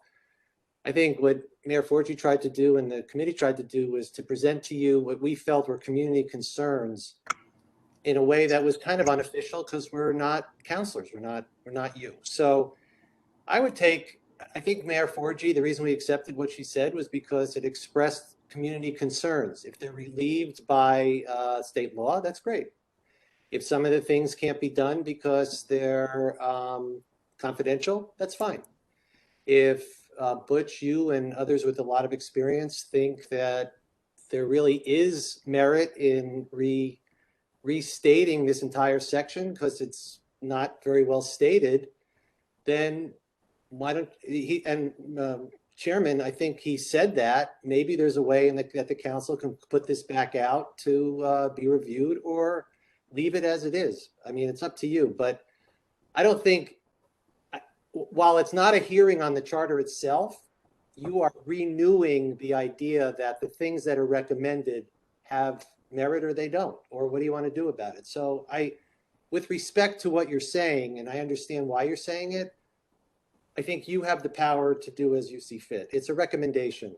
It's not the end of the road, but again, if you don't want to open it up too far at this particular meeting, I don't blame you. But I would say that this reflects some of the concerns that came to us through citizens. Read it as such. Thank you. Thanks, David. Chief Hague. I appreciate what Mr. Singer just said. I'm not negating the work or the spirit or the concerns and other issues that the community is bringing. I think that they're warranted. I think they're merited, and I think we have to address them. I just think several of them may have already been addressed in the reform, and if they're not, then I think those are the ones that the committee should consider looking at instead of just doing a kind of a blanket or a mirror or just working harder than we need to. That's all. But I definitely think that there's a merit out there and a concern, and I certainly don't want to discredit any of the community who brought ideas forward, because I think that some of these ideas are not state, not federal, they're globally, they're nationally. And I think that it's worth looking at it. I just don't want to do all of the same of what we've already done. That's all. Chief Hague, let me just ask maybe a question that I already know the answer to, but in the reform bill, that is that is police specifically. Yes, the one that I'm addressing not- is it's the not all of our law public- enforcement reform bill. Yes, that's correct. So that process that we were talking about might have some redundancy for police, but not necessarily have redundancy for fire or dispatch or other. I can only speak to the police side of things. In regard to dispatch, at least locally right now in Greenfield, I am obviously for better or worse of a name, I am the dispatch supervisor. They do report to me ultimately. I have obviously people that work. We're putting policies in place, but no, they are not specifically addressed in that law enforcement reform bill. It is police specific. Okay. Butch, I did not mean to cut you off. Just trying to get a focus so we don't, start over on every piece of everything that comes down the pike, because we would never get this in. Right. Well, I can just make a couple of comments. The first one would be maybe on the number, moving it from 5 to 7. In my going on 16 years, I've only had one person approach me to be on the committee. So we had not ever had a groundswell of people rushing to join the committee, and I don't see that in the future either.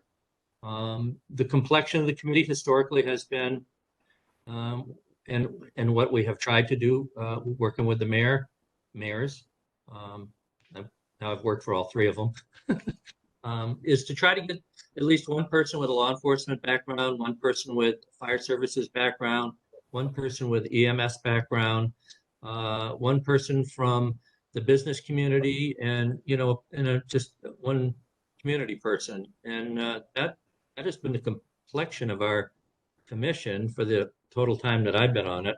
And that reflection is in some document that tells future people that's how it's done. No, it's just been historic in the way we've done it. And part of the chart, it should be, yes. And part of the charter's idea is to take those things and make sure that they're stated somewhere, because you and I could get hit by a bus tomorrow, and then no one knows what's going on in those specifics. And I don't mean that to be callous. I'm just trying to say that a lot of this stuff that we're trying to define is when we say we have 5 members, those 5 members are always made up of this, this, or this, but it's not written anywhere.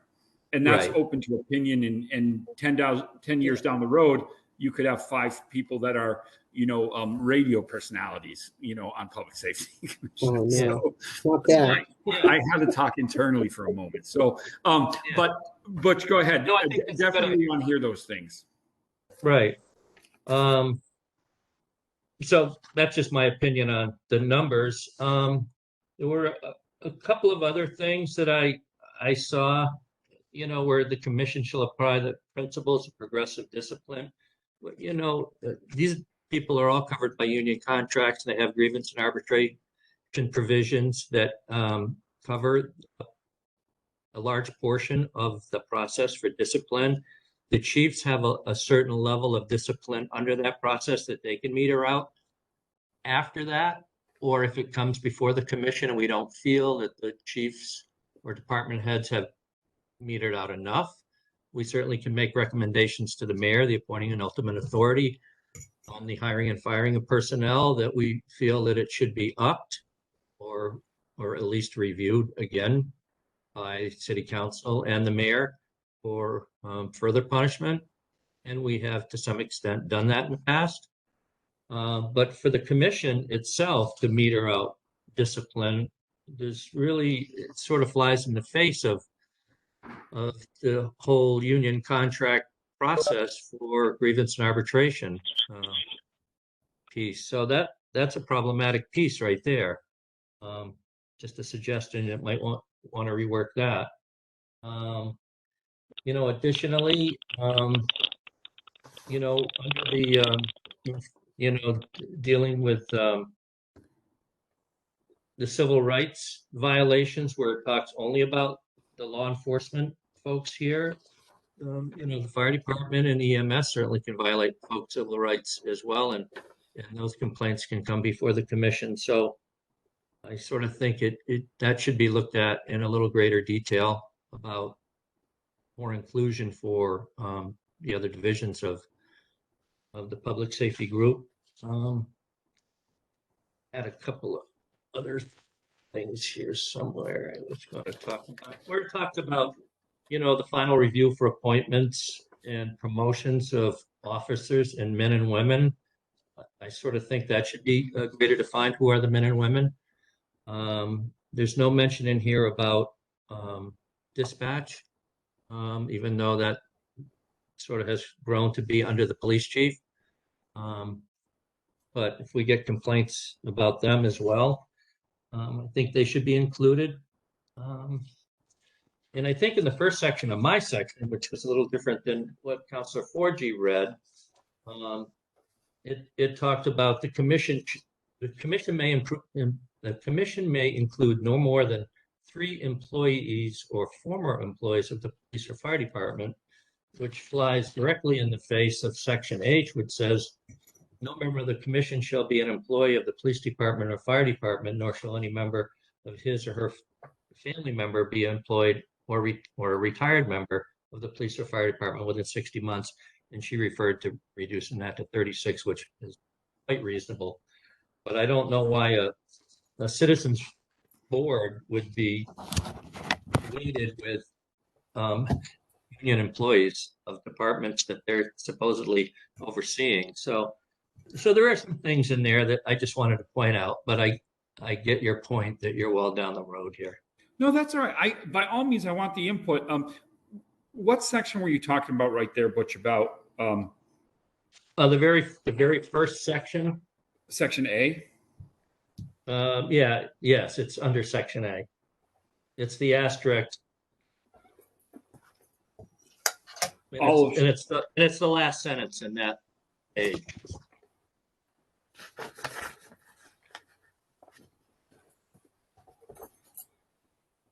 Is someone seeing what he's talking about? No. I really don't see what you're talking about. Well, I don't. The footnote. I think what Councilor Forgy read was some red stuff, and the stuff that I printed off from the website doesn't have the, her language in red. I just in Section A. This is a former piece that was put in and then taken out. Yeah, Section A, I have ending with appointed by the mayor subject to provision of 2-10. That's the end of that. David?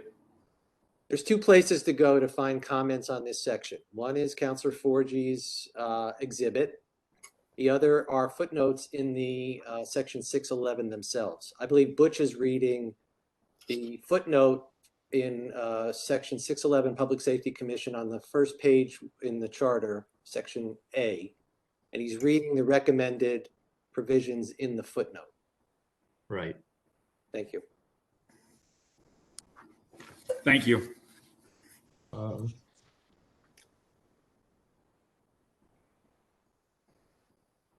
Yeah, and then just one other thing on when you add the EMS piece, which I think is a great thing. I think we should kind of clarify that some of those complaints should go to, the operations manager or a designee of the private company, for their investigation. And that's kind of complex because it is a private company. So we don't really have any power over them except to cancel their contract when it comes up. Or if it turns, criminal, or if it's a human rights violation and it goes to the district attorney or something along those lines.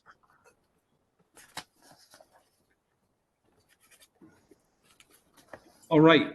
But feel free to, if you notice something, bring it up as we move forward. I'm going to go back to the committee. Councilor Jarvis, did you want to speak at this time, or did you want to? Yeah, I think I'll take a shot at this because I was directly involved with the fire department for 30 years, as everybody knows, and I was a supervisor for.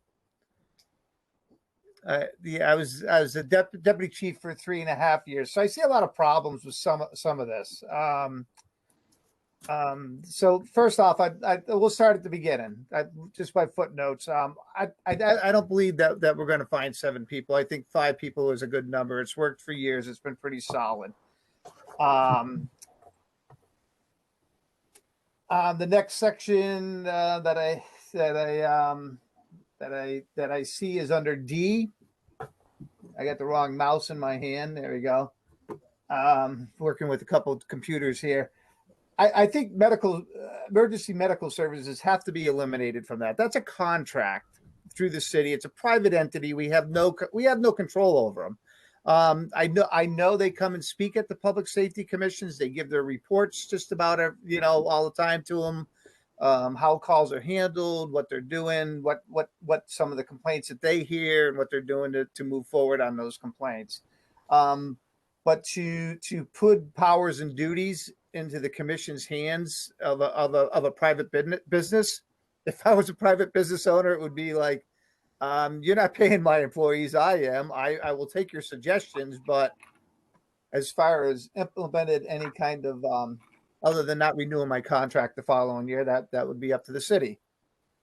Nothing going down through inspections of under D, the 3 I's, inspections of the facilities, including equipment, maintenance, department records. It's all at their access anyways. I've never denied a public safety commissioner any access to any of the records or anything like that. Status of policies and procedures. That's all common knowledge. It's public knowledge. They can get that anyways. So I see a lot of that part being kind of repetitious of what's already available to them.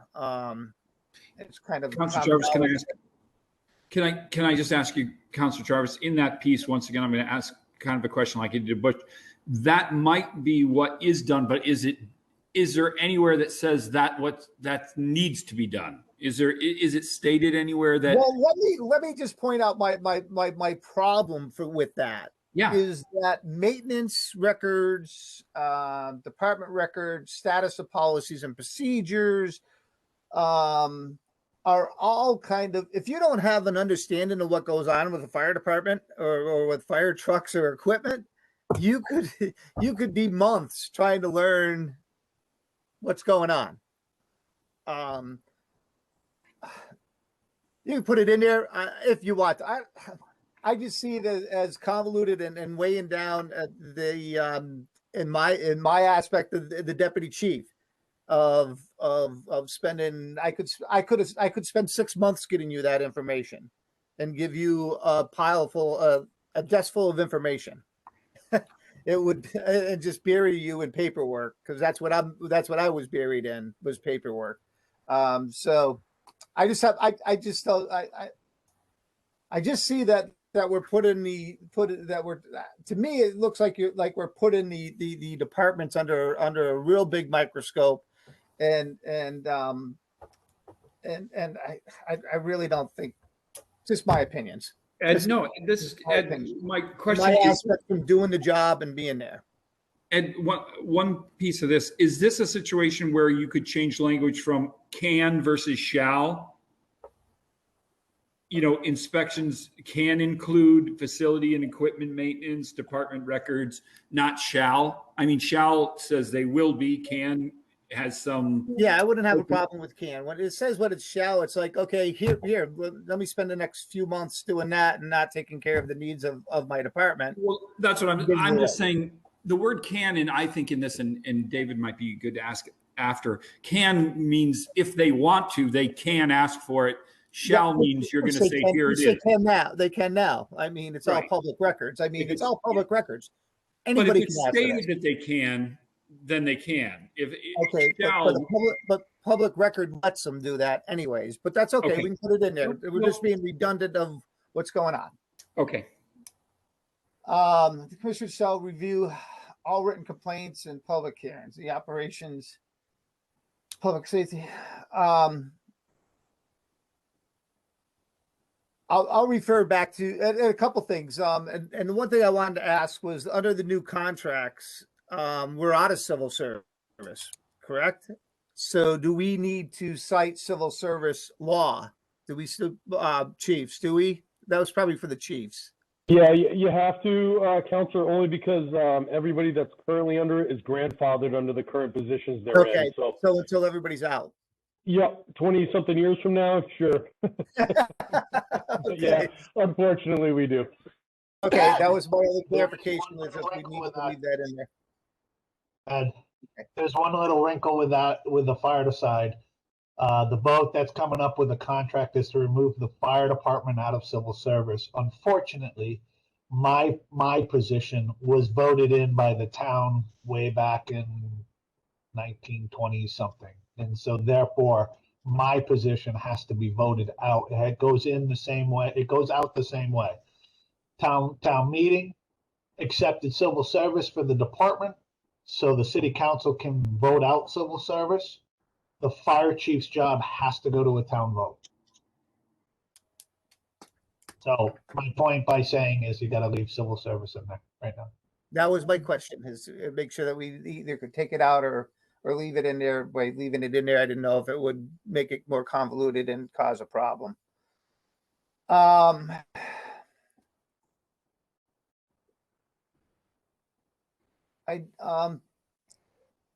Another real problem. I just have a problem with the Public Safety Commission handing out recommendations for discipline. We have 5 members or 7 members, whatever it comes down to be. We have rules, we have regulations, we have policies, we have procedures all online. We have contracts. This could be open up a whole can of worms, along with a struggle, a power struggle. The suggestion coming from public safety may not be in line with these policies and procedures or contracts. And my question is how much work does the Public Safety Commission really want to do? Are they going to learn everybody's policies and procedures and contracts? And I mean, the mayor knows them, HR knows them. These people are already in the position that know these. So I have a real problem with public safety handing out their recommendation for discipline to a police or firefighter or dispatcher. I don't think it's their purvey. I don't think it's their expertise. And it could just be, I see all sorts of problems with that language. I have a big problem with it. I had a big problem with it when public safety was being formed, and I was the union president. And we had long battles in the old police department about that with the first commissioners. It needs to be eliminated. And as far as the police department goes, they have the state oversight now looking over. They have a civilian board looking over them. Are we just duplicating another process that seems like it's more stringent than what we're even going to do? I think we got and Chris, I don't mean to tear it all apart. I'm just going through it, and these are my thoughts and I'll wind it up with forcing the public, putting it in writing that the commission will meet once a month for every month. I know they do take a month off in August. With that being in there, then they probably can't take a month off for their vacation. I believe that they work hard at what they do. They put a lot of hours in there. And if they don't meet for the month of August, or because it's Christmas, I think by putting that in there, we tie them to it, and there's no way out for them, because it does say that they will meet sometime in that month. And I think they do a lot of work. They do a lot of hard work. They don't get paid for it. And to begrudge them to say, hey, we're not going to have a meeting in August because we all want to go on vacation with our families.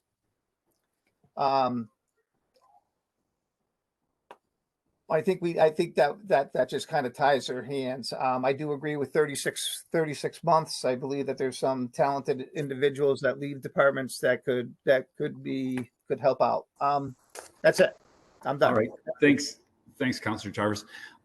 As we do with all of these sections, the easiest way would probably to take these by line, because some of these lines we can put forward.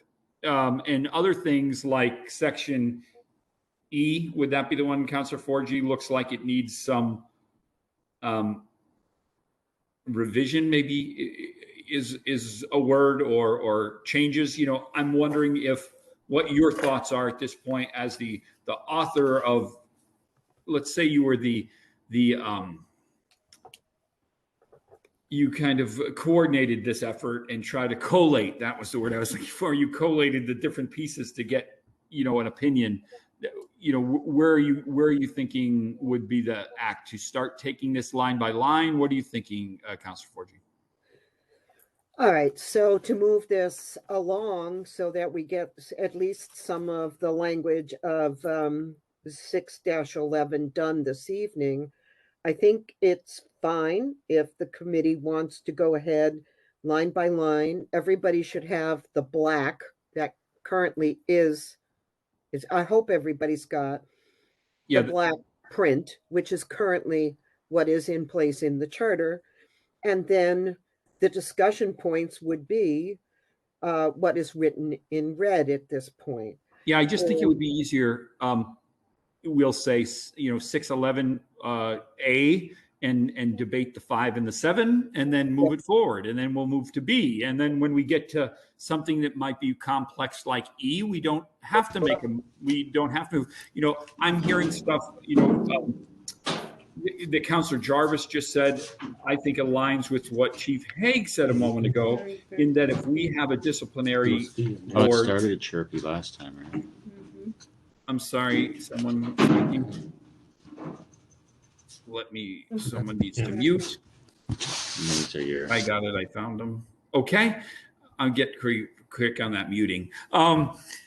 You know, like Chief Haig said, if we had a disciplinary duty and we came to a finding, and at the same time the reform bill came to a finding, and those findings didn't agree, then we have another whole situation. So I think we have to tweak some of that, but that doesn't mean we throw the whole thing out and start over. I think we just have to reform it line by line. So councilors, is there any other councilor that would like to have any questions at this point before we start to take this, or David? No, thank you. No, I do not. Councilor Forgy? Yes, thank you. I just want to say that this language, this Charter Commission has been working on this for 2 years. Everybody in the beginning of the process, every board and commission was asked for input into charter language changes.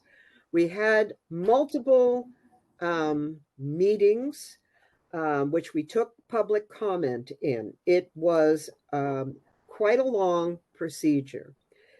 I appreciate all the people that have commented here tonight, and I appreciate how difficult their jobs are, and I appreciate the volunteer services that they provide to the town.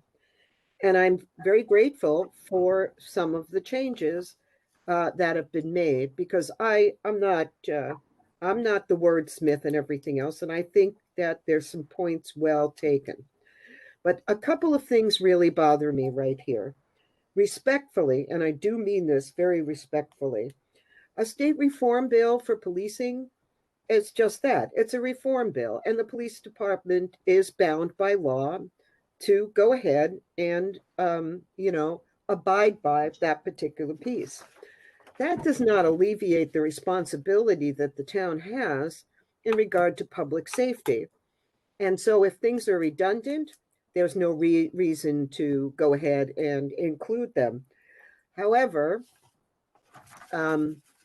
what I do want to say, and particularly want to say about a hearing officer for police department complaints, is that I think that we as a city have a right, citizens have a right to have some sort of a venue in which they can talk about not only the police, but all of our EMS services. They actually need that venue. I believe that would be very productive. It's the only way we're ever going to get better with anything. So while I understand, and boy, do I really understand some of the charter and its purpose and intention, I do want to say that I am concerned with the rights of citizens when it comes to getting the very best feedback and also feeling like they are or they want to have input into their community in regard to all public safety issues. So I'm not saying that we should just accept state law. I am saying that we should put in place things that we as a community desire to have written in our charter. And again, you have to understand my background to understand that I am heavily invested in public safety as well. But I do have a concern here that there needs to be some forum or some venue where citizens can be heard. And an awful lot of time, things are composed because it is a reaction to a complaint. And I think as we look at some of this language that's written here, there is reaction. There's reactionary law that is trying to be incorporated. But I'm also looking for proscribed law that would enable everybody in Greenfield, and this is me, I'm speaking as me, as a counselor and as a member of the charter committee. I am speaking in regard to some of the concerns that exist out in the community. It's a terrible time. We are short on funding. We have pandemic that's out here. I'm not saying that this is the end all and the be all, but I am asking my fellow counselors as we go through this evening to give some thought to what can be and what we need to work on. Thank you. Chief Haig. I actually want to support Councillor Forgy in this. I actually, on this piece, I believe that we should have some type of way for the public to come forward and express their concerns, their complaints, so that they know that they are being heard. I agree 100% with that. My part of it is kind of the after effect after that, where the investigation goes, where it gets submitted, how all that's already put in place. But I 100% agree that we should have some mechanism that our citizens will feel confident that they're being heard and that they're being looked in, their complaints, their concerns are being looked into. So I think those are two different things. So I agree that piece 100% should be looked at and placed in the charter somewhere so they know where to go, the mechanism that they have, and even what the outcome, you know, how they get a resolution, how they find that part of it out. I just look at the part in between that where we do what we do based on our policies, procedures, where the state law is in between that. But the start and the end, I 100% agree with Councillor Forgy on that one. Thank you. I'm going to recognize the chiefs and chairman of the Safety Commission one more time and see if they have anything. Once we go into deliberation and we start discussing these piece by piece, I will just leave it there. If the counselors have a question and the chiefs and such are still there. I apologize about that. No. We're not in there yet. We haven't started line by line. It's still general discussion, but I just don't want to get where that. Butch, did you have something to add? Yeah, I agree with Councilor Forgy on that. I think that would be a great process. The only thing I would say about it is the commission does not have any staff help, nor does it have a budget. And that you're moving the work level up quite substantially when you're creating actually a hearing officer and that sort of thing. So I would just ask that at some point you might think about, you know, a small budget and some access to some staffing to be able to facilitate any investigation a hearing officer might do, and that would be helpful. But I agree with her on that point. Chief Strahan.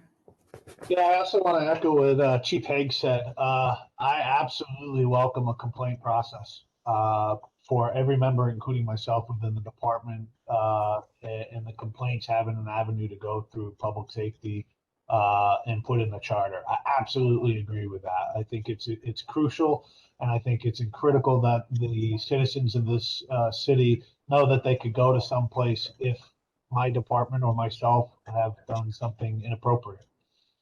Or they deem inappropriate. I share Chief Hague's sentiment with that in regards to the follow-up piece of that, the involvement and discipline from the public safety in that. That's the only thing that I have some red flags, but I couldn't agree more with what Councilor 4G said about complaints. And lastly, since this will be the last time I speak, I am 100% behind the charter recognizing the Public Safety Commission to oversee EMS.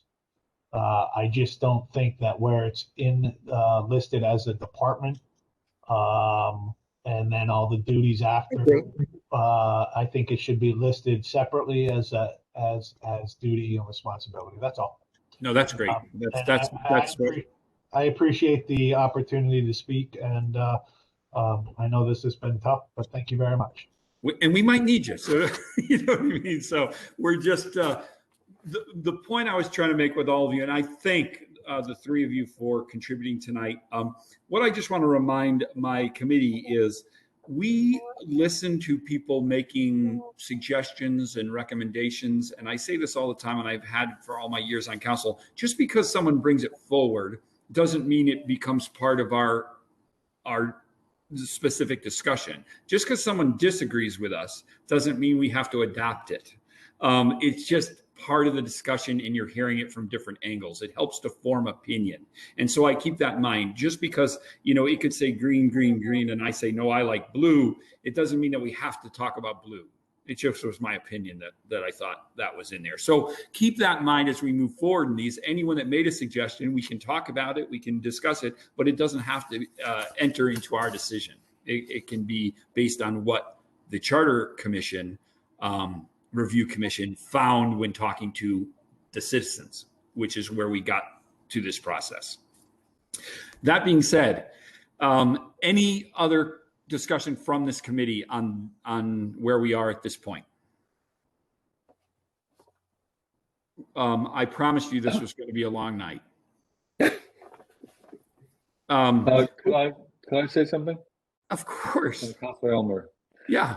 I can't see you, but please go ahead, Phil. Okay. We're 2 hours and 22 minutes into this, and I'm afraid that, and it seems like we have a lot of work to do. I'm afraid that if we start going through this line by line, we could be here all night. I wonder if there's another way to approach it. No. Maybe a subcommittee to take another stab at the draft. No? Okay. No. We're going to take this line by line, and if we stumble on a line, we'll move it down and take that line another day. That's just how it's going to have to move forward. I mean, we also, before I adjourn this meeting tonight, I want to take a stab at two more of these articles. I want to do central maintenance and license commission tonight.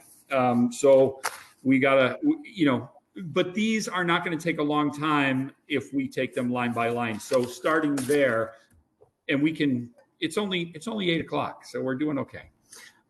David, did you have any comments, opinions at this point before we go into our deliberation piece and discussion?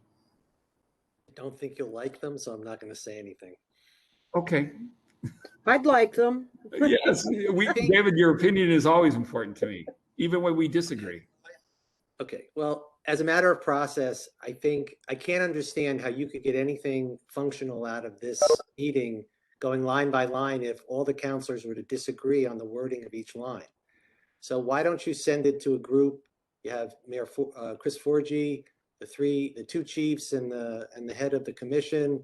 Maybe Ed Jarvis will oversee some of the language, and give them a timeline to come back with something that you all could look at that incorporates everybody's good suggestions, and then go line by line in editing it, because then the then the committee will have seen the redraft and will have the ability to weigh in a more timely way.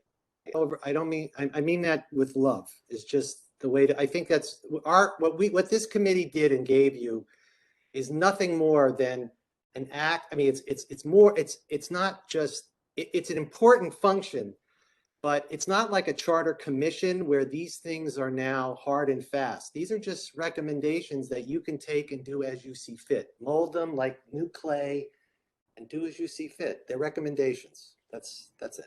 Thank you.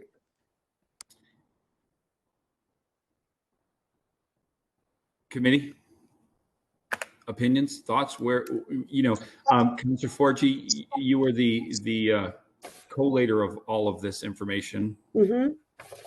Well, okay. I think we have more in common than we think we have at this particular time. If we go through 611 A, B, C, D. And then talk about rewriting E or something, getting that realigned. Yes, I think that's another alignment because everything else is relatively straightforward. And I think there's very little disagreement on the first pieces of this. So if that is possible for us to do, and then figure out what we're going to do when we get to E, what that looks like.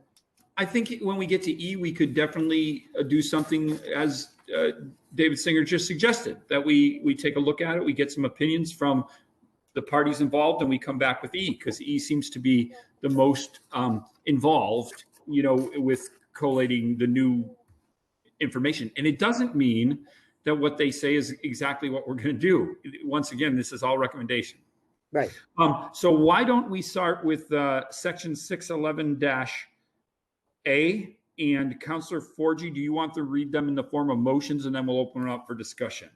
Okay, I make a motion. The following, section 611A, there shall be a public safety commission consisting of 5 members, all of whom shall be residents and registered voters of the city, appointed by the mayor, subject to provisions of section 2.10.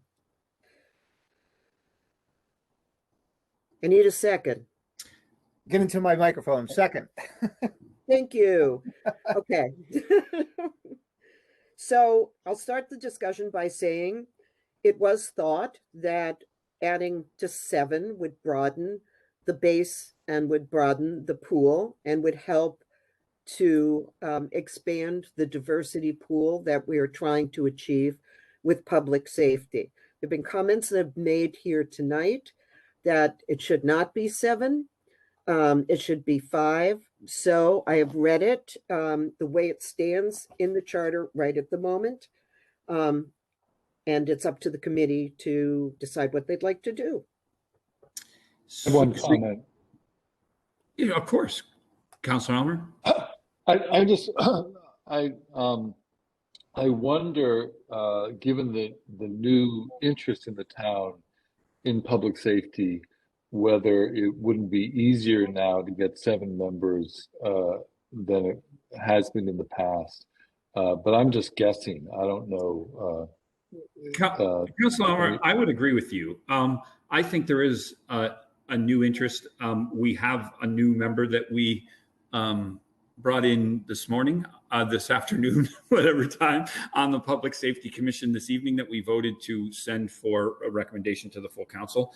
And I know there was members that asked about the Public Safety Commission this year and weren't appointed. So I think there is interest, and I have no problem in expanding it to 7, personally. The one problem I can see is that if we don't get 7, then we're in violation. I don't know what happens then. Is it still a legal committee, a legal commission if we only have 6 people? As long as there's a quorum, yeah. As long as there's a quorum.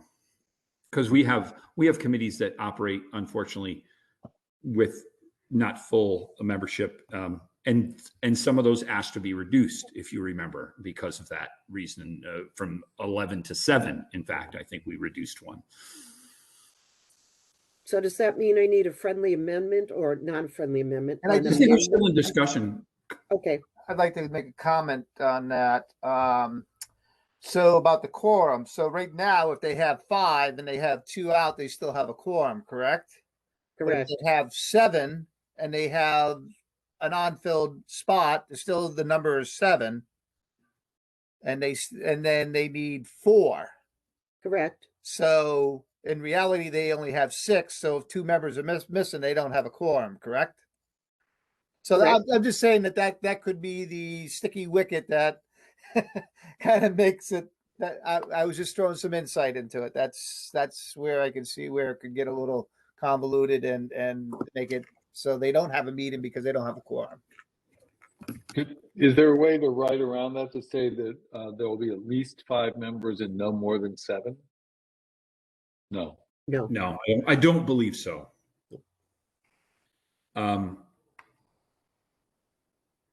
The recommendation from the Charter Committee was 7.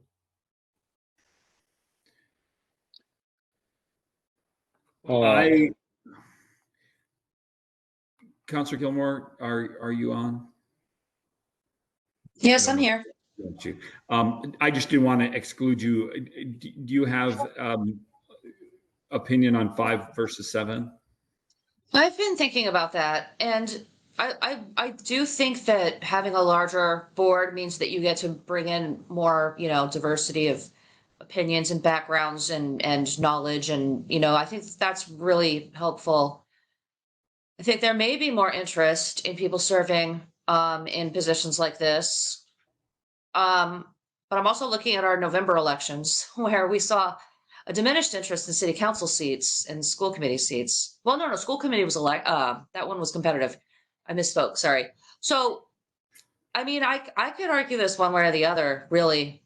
So I'm kind of listening, and hopefully someone's going to say a keyword that's going to change my mind. Push me over.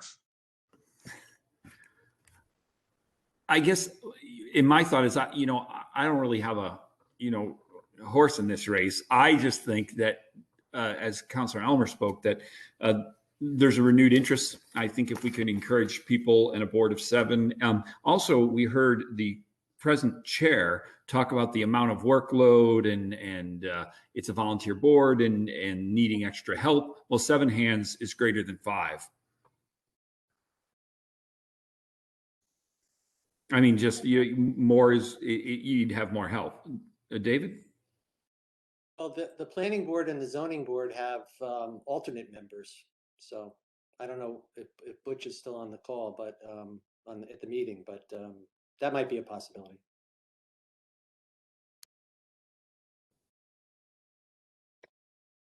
Can I make a friendly amendment? No friendly amendments. You can make an amendment. Okay. I move that we restore the language, that we make it 7 members. Do we have a second to that? I will second it. Okay. So we have a motion to an amendment to take it to 7 members as suggested by the committee, the review committee. Does anyone want to speak to the motion? Have to vote on the amendment first. Nope, I just didn't know if there was any discussion on the amendment once again. I thought you had to vote on the amendment before you could discuss it. That's all I was saying. Okay. No, because the vote would be, amendment. yeah, we discuss it now and then vote if we're going to implement the amendment. Right? Yes. Gotcha. It's been a long night. Been up since 4. So No, you got me confused. So no problem. Is there any discussion on that? I'll just say again that the response from the community was that there's a lot of interest in being on this board, and I suggest that we act accordingly. Anything else? All those in favor of a 7-member commission, say aye. Aye. Aye. Opposed? No. I Abstentions? abstain. I'm abstaining. I haven't made up my mind. I apologize. Okay. We will send a positive, not unanimous recommendation for 7. Moving on. Oh, that was the amendment. That was the amendment. You have So to do the now, motion. so the amendment has been made. Now, would you like to have a discussion on the amended motion? No, on the original motion. No, because the As amendment amended. passed. It's as amended. It Oh, passed. as amended. Okay. So, any discussion on the motion as amended? Seeing none. All those in favor of the motion as 7 members, say aye. Aye. Aye. Opposed? Abstentions? Showing 4 in favor, 1 opposed. We'll send a positive recommendation on Section A as read with 7 members. Moving on, Section B. Yeah, Section B, at the first meeting of each fiscal year, and that would be a language change to say, at the first meeting of each calendar year, the commission shall elect a chairperson, vice chairperson, and secretary, and the secretary shall keep a record of its meetings. Is that So a motion? Yeah, that is a motion. I make a motion that we changed the language from fiscal year to calendar year. I'll second that. Thank you. Motion was made by Forgy, seconded by Elmer. Motion So- is for Section 6 dash. Can I make a point of order? I might be looking at the wrong document, but it looks like there's more to A. If it's in red, if that's what you're seeing, Sheila, is the red, then that was really my suggestion as to how the Public Safety Committee should reorganize. And that, I believe, rises to a level of an ordinance. That's an internal piece. Okay, we're talking about the interface of the commission, that part. Right. Yes, that's correct. Okay, Yeah. sorry about that. No, that's good. So we have a motion for 611B, and that would change fiscal year to calendar year, which is a maintenance piece. Any discussion? All those in favor? Aye. Aye. Any opposed? Any abstentions? That will go with a positive unanimous recommendation for Section 611B. Motion for 611C, Councilor Forgy? Yeah, the members shall serve 3-year. I put in, the suggestion was 4-year staggered terms. Commission members shall serve without compensation. I'll second that. Okay, the motion's been made and seconded. Very simple. It's taking it from 3 years to 4 years. Discussion. Councilor Jarvis, any opinion on this? This is a piece that you were involved in. Any recommendation on that? Nope. Okay. Anyone else? Seeing none, all those in favor? Aye. Aye. Any opposed? Any abstentions? Seeing none, we will forward a positive unanimous recommendation for Section 611C, 4 years.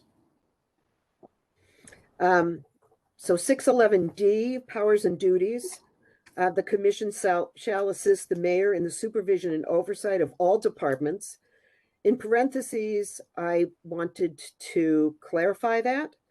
So I included the language fire, police, EMO, dispatch, and emergency medical services. I believe in our discussion, we should remove emergency medical services because that is a contracted service to the city. So the language should therefore read oversight of all departments, fire, police, EMO, dispatch. And then goes on to say, including the coordination of the administration of all departments with one another and with other city departments and agencies by making recommendations to the mayor concerning one is setting priorities with the said departments. 2, the annual operating budget of removing both and saying all departments after the mayor and the commission have met with the department heads to discuss the proposed budgets. 3, the capital budget requests of both, remove both, submit in its place all departments, which shall be submitted to the mayor after the commission has met with the department heads to discuss the requests. Then the regular language goes, the commission members may only inspect departments on an annual basis in connection with budget review. That's already included in that. And then the other red language that was talked about can be modified by adding the words can. So it would read, inspections can include facility and equipment maintenance, department records, status of policies and procedures, and reviews of any other aspect of the departments deemed necessary to the smooth operation of said departments. Back to regular charter language, inspections shall be made only after approval from the chief substituted with department head has been obtained to ensure it will not disrupt departmental operations. I believe somebody mentioned that we should clarify by saying public safety department heads instead of just regular old department heads.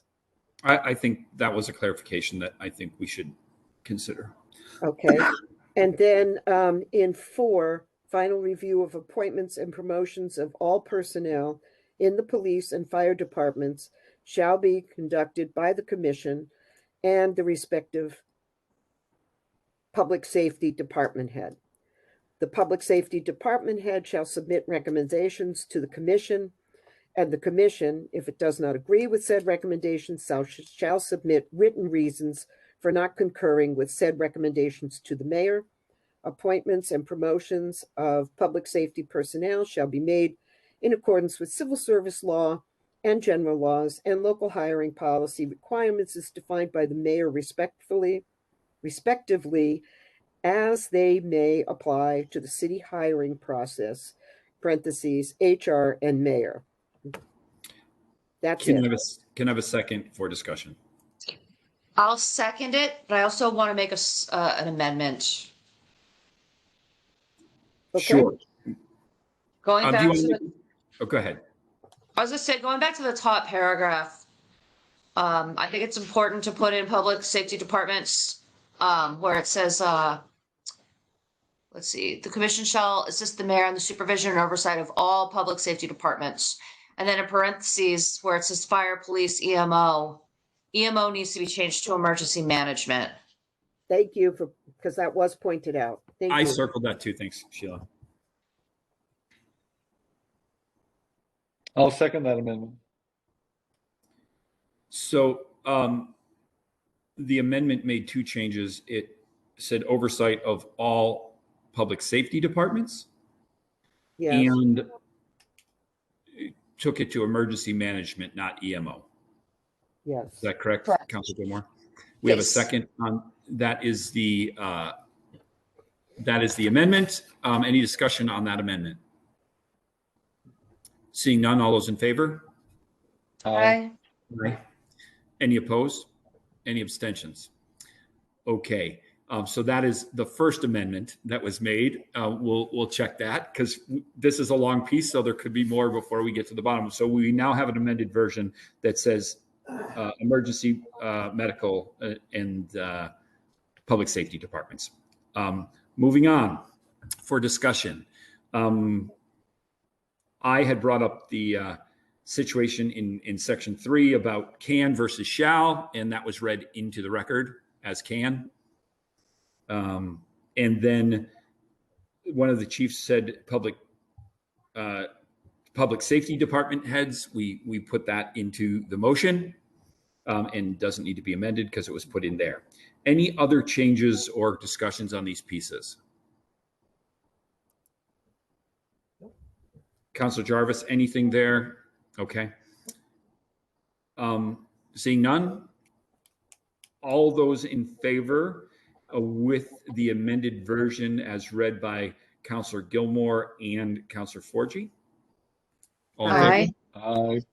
Opposed? Abstentions? Seeing none, that's a positive unanimous recommendation for section D. I think we need to skip. Yeah, that brings us to section E. Let's do you see changes in F that aren't reflected in E, Councilor Forgy? The changes in F, I guess Councilor Jarvis did raise a point that we need to probably modify or remove language in F1, where it says the commission shall meet on a regular basis. So remove what's in red at this point. That was in there because it has been known in the past that some of the commissions don't meet on a regular basis, and they should try to keep that schedule on a regular basis. And I get it if they can't meet because it's holiday season or whatever. Councilor Forgy, if you want to read F as a motion, we can then take those on as amendments or how you see fit. I just wanted to make sure there was no conflict with F as pertaining because we're skipping E. No, I don't think so. No. So let's go. Councilor Elmer, did you have something?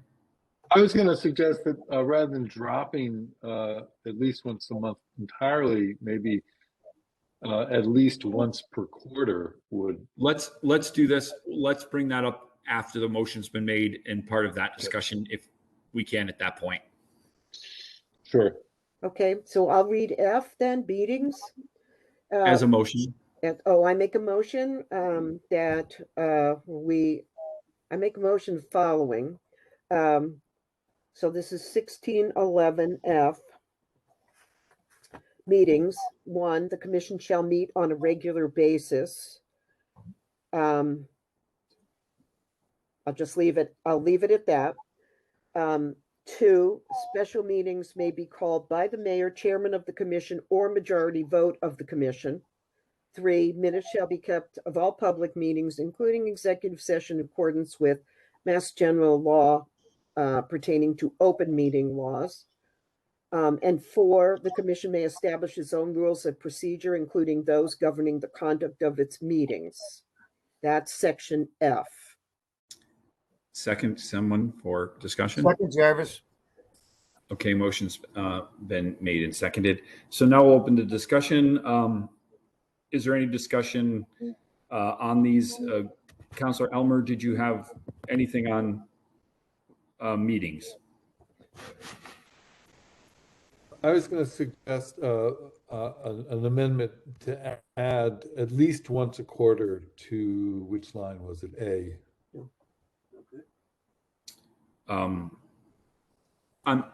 Councilor Forgy, did you need us? I'm sorry, I beg your pardon. Councilor Elmer, could you please repeat that? Yeah, I had a phone call there. I was going to amend number 1 to read, the commission shall meet on a regular basis at least once a quarter.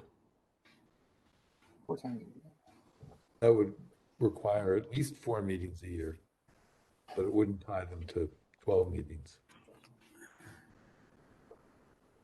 I don't have a problem with that language. I don't know how the others feel.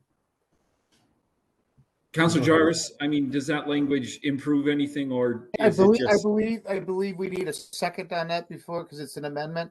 We need a second. If he read it as an amendment, it's got to be accepted as an amendment. If he's reading it, if we're talking about it in discussion, we can talk about it.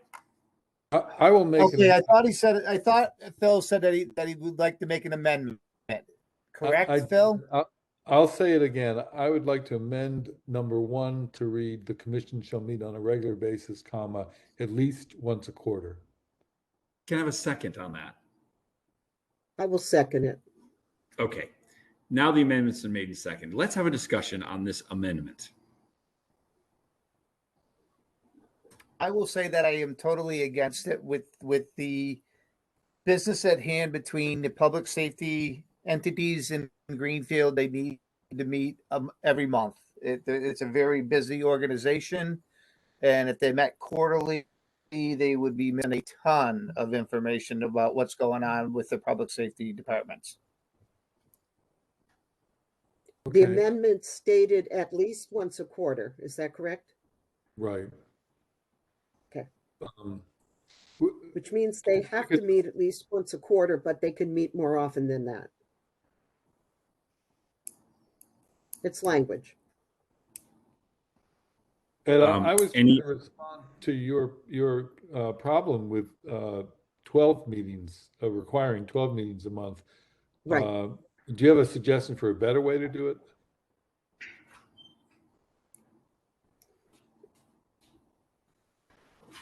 The only suggestion I have is just to leave it as it is. It shall meet on a regular basis, or and then just hope that everybody meets on a regular basis.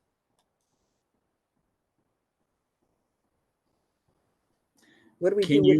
Can you use terminology that says recommended monthly meetings? It doesn't hold them to it because, like Councilor Jarvis said, summer, Christmas. I'm just saying, I don't know if recommended is just a la word and doesn't really have any meaning. I feel like recommended is not the kind of word that you would put in a charter. I agree with you on my own thought. Any way to make this more stringent, but having some leniency, Councilor Jarvis? I have a thought. If we could Yeah. say that they would meet a minimum of 8 times per year. No, I wouldn't do No. that. I'm looking. My suggestion, and you asked me, Dan, is just to leave it as is. It isn't broken. It doesn't need fixing. I know the Public Safety Commission meets every month that I was involved with being the fire prevention officer or being the deputy fire chief. They met just about every month, except for the 1 month that they would take off and they wouldn't meet. And that's going back 8 years in a row that I had involvement with them. I can see the Direct wisdom of that, involvement. and we should vote on the amendment and just vote it down and move on. Okay. Councilor Gilmore, did you have any other recommendations? No, I'm just trying to help, but I think we can leave it as is. I don't think, unless we see Okay. any reason why they would stop doing that. Okay, all those in favor of the amendment that Councilor Elmer suggested, which was at least, what did you say? Quarterly. Quarterly. All those in favor? No. Sorry. I'll wait. Opposed? Opposed. No. Abstentions? The amendment fails.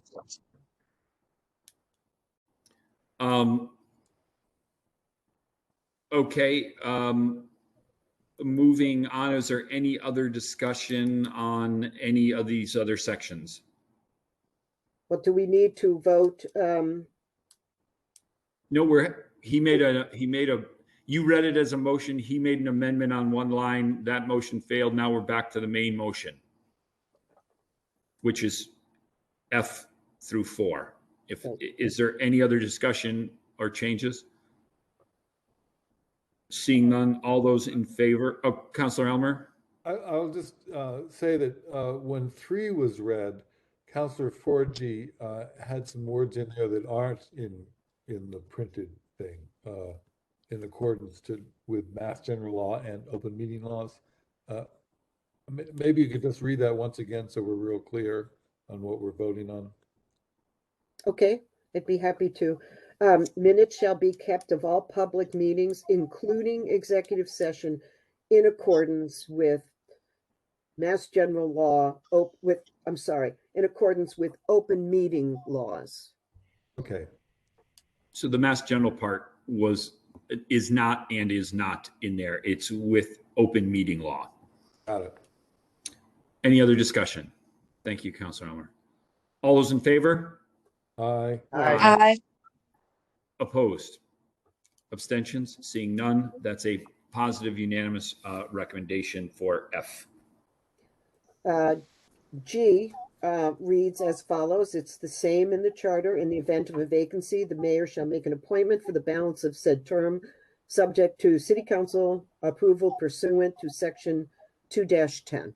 No recommendations, no need to change, no need to vote. Moving on.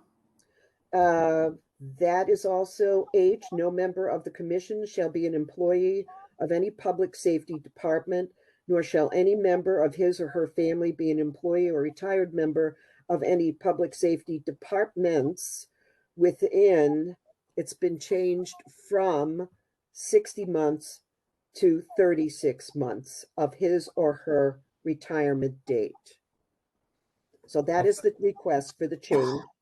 And then it says also, it defines, after the 36 months, it defines family member shall mean father, mother, spouse, child, stepchild, grandchild, brother, sister, brother-in-law, sister-in-law, nephew, niece, grandparent. Can I have a second on that motion? Second, Chavis. Motion's been made and seconded. We'll open it for discussion. Any discussion on the 36 months versus 60? I thought everyone made good points in the discussion tonight. Seeing none, all those in favor? Aye. Aye. Any opposed? Any abstentions? Seeing none, section I has no changes. Is that correct? That is correct. No need to vote. Let's go back to section E. Section E, we are going to make a recommendation. What is the recommendation we're going to make? Not a voted recommendation.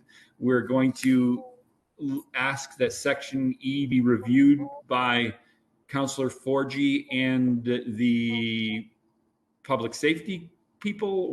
Where's our thoughts, Councilor Forgy? It's a little bit tough because no one wants to vote in their own review.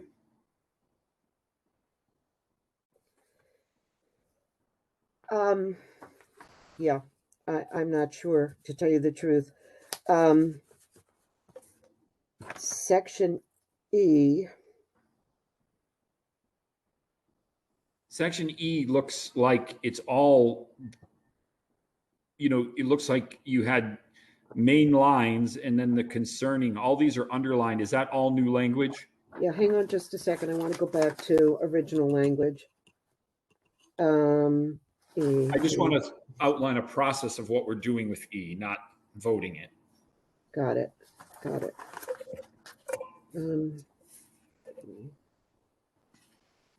Does any of the councilors, well, Councilor Forgy is looking for that. Does anyone have an opinion on a good course of action on E or thoughts?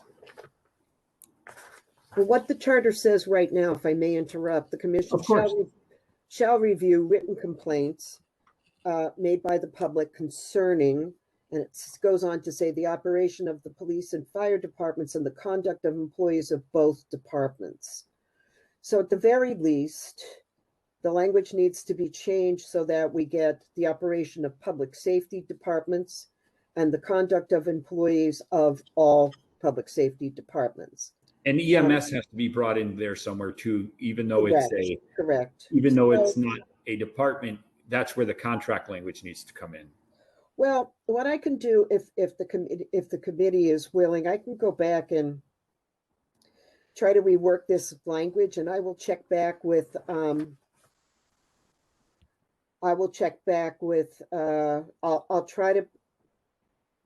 I'll check back with the mayor and the Public Safety Commission and the public safety heads and see how I'll review it with them. Let's leave it open like that.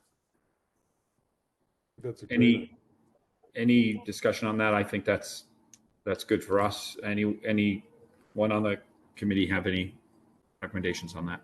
Okay, why don't we move forward to that? Councilor 4G, it's your project. Take E and work it out. So it's mostly language and how it interacts with new law. Okay, thank you. Thank you. Thank you So very that much. is it for 611 Public Safety Commission.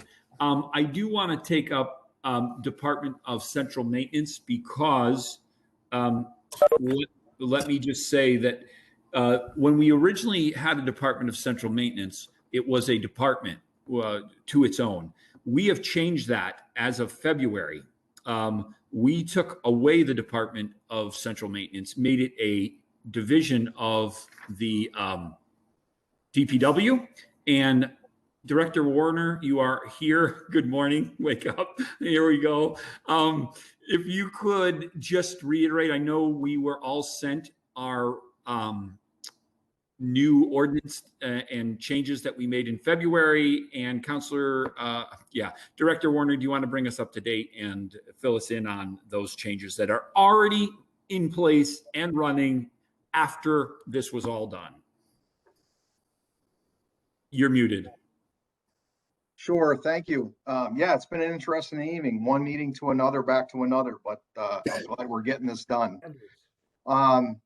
So yeah, currently, when the vote was taken by council February 19th of 2020, I believe, central maintenance was put under the DPW as a division of the DPW, such as we talk about water division, sewer division, highway division, so on and so forth. So when that vote was taken, it came under my toolage. Currently, I'm in charge of the capital, building the capital requests, budget building, and the central maintenance division has become, like I said, a division under the DPW. So I do want to speak real quickly. I've been around a long time, way back to when this was being put together under Director, well, at the time, Superintendent Bean and Director Shields. Councilor 4G remembers this, obviously. I was a field superintendent and a supervisor in the field, and I assisted in helping put this together when the committee was working on this. And I also wanted to say thank you to David Singer for all the hard work he's done on this. So it's as it was put together, it was put together as what I call, quote unquote, a true central maintenance department, which would handle building maintenance. It would include the Parks Forestry Department, vehicle maintenance, anything maintenance and repair was going to come under the original umbrella. And David, please correct me if I'm wrong from what I can remember and what I've reviewed. But since then, it's gone in a different direction for various reasons in my experiences with the city, the town. Funding, a building to house everyone in that one department. The school department played a part in that of bringing their custodians and maintenance people under the same umbrella. And essentially that never came to fruition for all those reasons, building, budgets, so on and so forth. So Mayor Martin and I had talked, former Mayor Martin and I had talked about where the central maintenance stood at this point, and discussed bringing it under the DPW umbrella. And a little additional information as central maintenance provides electrical, plumbing, HVAC, heating system assistance to both school buildings and city side buildings. But all the appropriations that goes into the central maintenance budget is on the city side. I think that was one of the questions that was asked in Mr. Singer's email. So I guess I can leave it there at this point, unless there's any questions further on that. Director Warner, could you also talk about the director of central maintenance and how he's been, that has been redefined? Correct. Originally, it was put together with Superintendent Bean as a director of building maintenance or central maintenance of sorts. The job description was a draft, but what became that was a facilities manager is the actual title of the job description. So facilities manager and not a director title, I guess is the best way to explain it. And they now answer to you as the director of the DPW. Correct. It is to my understanding, yes, the way it's set up now is that the current facilities manager reports to me after the vote was taken. It became under the umbrella of the, or I should say, Councilor Forgy would know this, it became underneath the umbrella of the DPW once again, so to speak. So to speak. Yeah, as it was designed by Director Shields and Superintendent Bean in the past. So thank you, Director Warner, and I thank you for coming back. Do any of my committee have any specific questions for Director Warner at this juncture?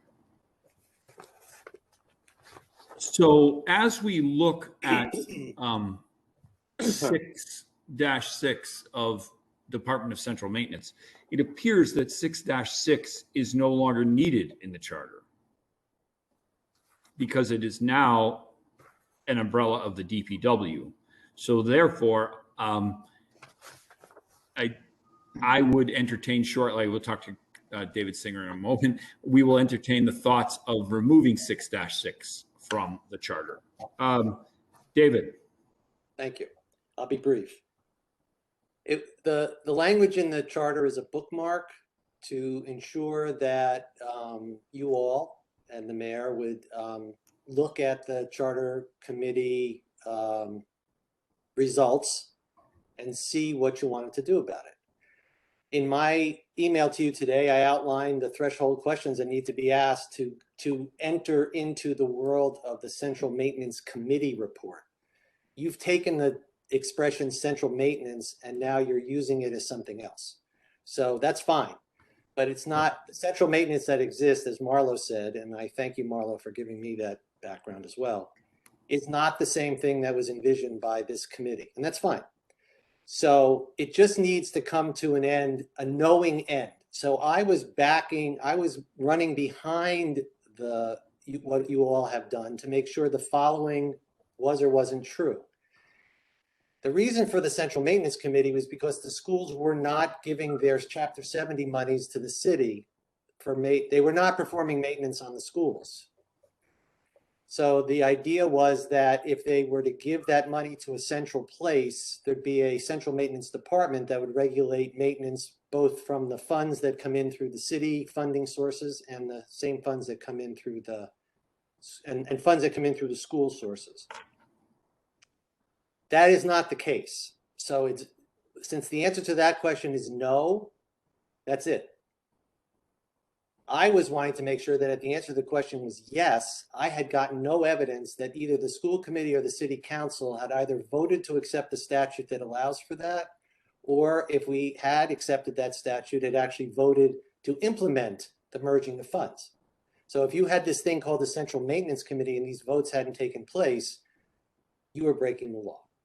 So my only goal was to uncover, which looks like we have tonight at the witching hour of 8:28, that the name Central Maintenance Committee was taken from this group, but it's not the same thing. So you could actually take this whole section out, 6-6, and put in it reserved for another department and leave it at that.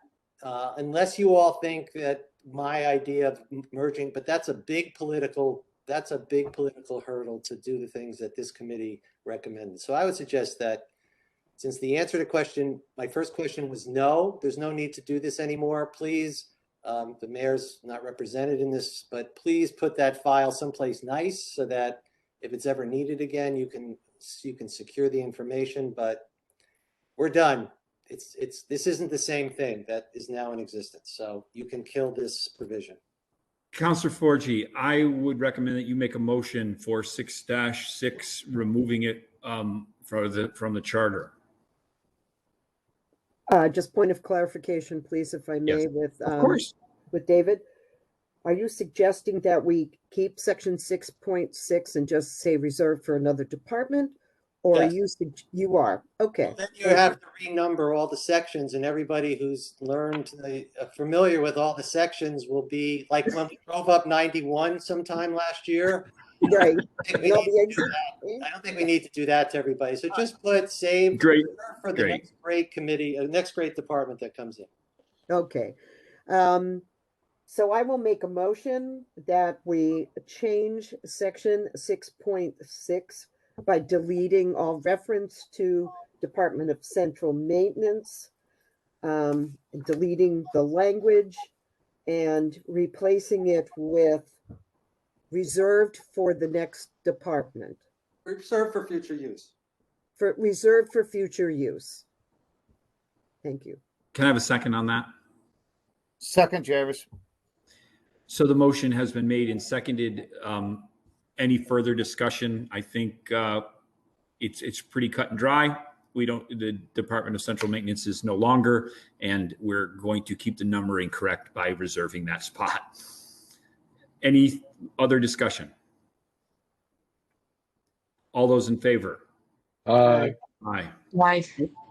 Any opposed? Any abstentions? Seeing none, we'll send a positive unanimous recommendation for 6-6 to be done. Councilor Forgy, is this our stopping point for the evening? I believe so. Yes. Are you sure? Yeah, I know. Would you like to go to midnight? Yeah. It is 8:30. We have 6-9 Board of License Commissioners and 6-16, which is Board of Health, which both have some discussion to come up, and we haven't asked any of those people to participate either this evening. Any new business? Any old business? Our next meeting is February 9th, 2022. I will say that the committee will have a different look when we come back. I'd like to thank the EDC chair of February, Councilor Elmer, for all his work on this committee. And I wish you all the luck as you move on and see what this is all about. I'd like to thank President Gilmore for working with me on this and doing all her work on the Charter Commission review. And now she will be moving off of this committee. And we are going to have 2 of the newly elected councilors join this committee. And I'm looking very forward to working with both of them. And I believe at least one of them followed along this evening. And I believe they know what they're in for when we come back in our February meeting. And February meeting, we once again will list the remaining portions of 6, and we will list 7 and anything else that comes up from any of our things that we moved. If Councilor Forgy's ready to move forward with 6-11 or such like that, we'll have it in those minutes. Seeing that's it, next meeting, motion to adjourn. So moved. Second. All those in favor? Aye. Aye. Good night, all. Thank you very much. Bye, guys. Director Good Warner. night. Good luck. Oh my God. The meeting was adjourned at 6:33 p.m. Jeez. Will you stop getting calls?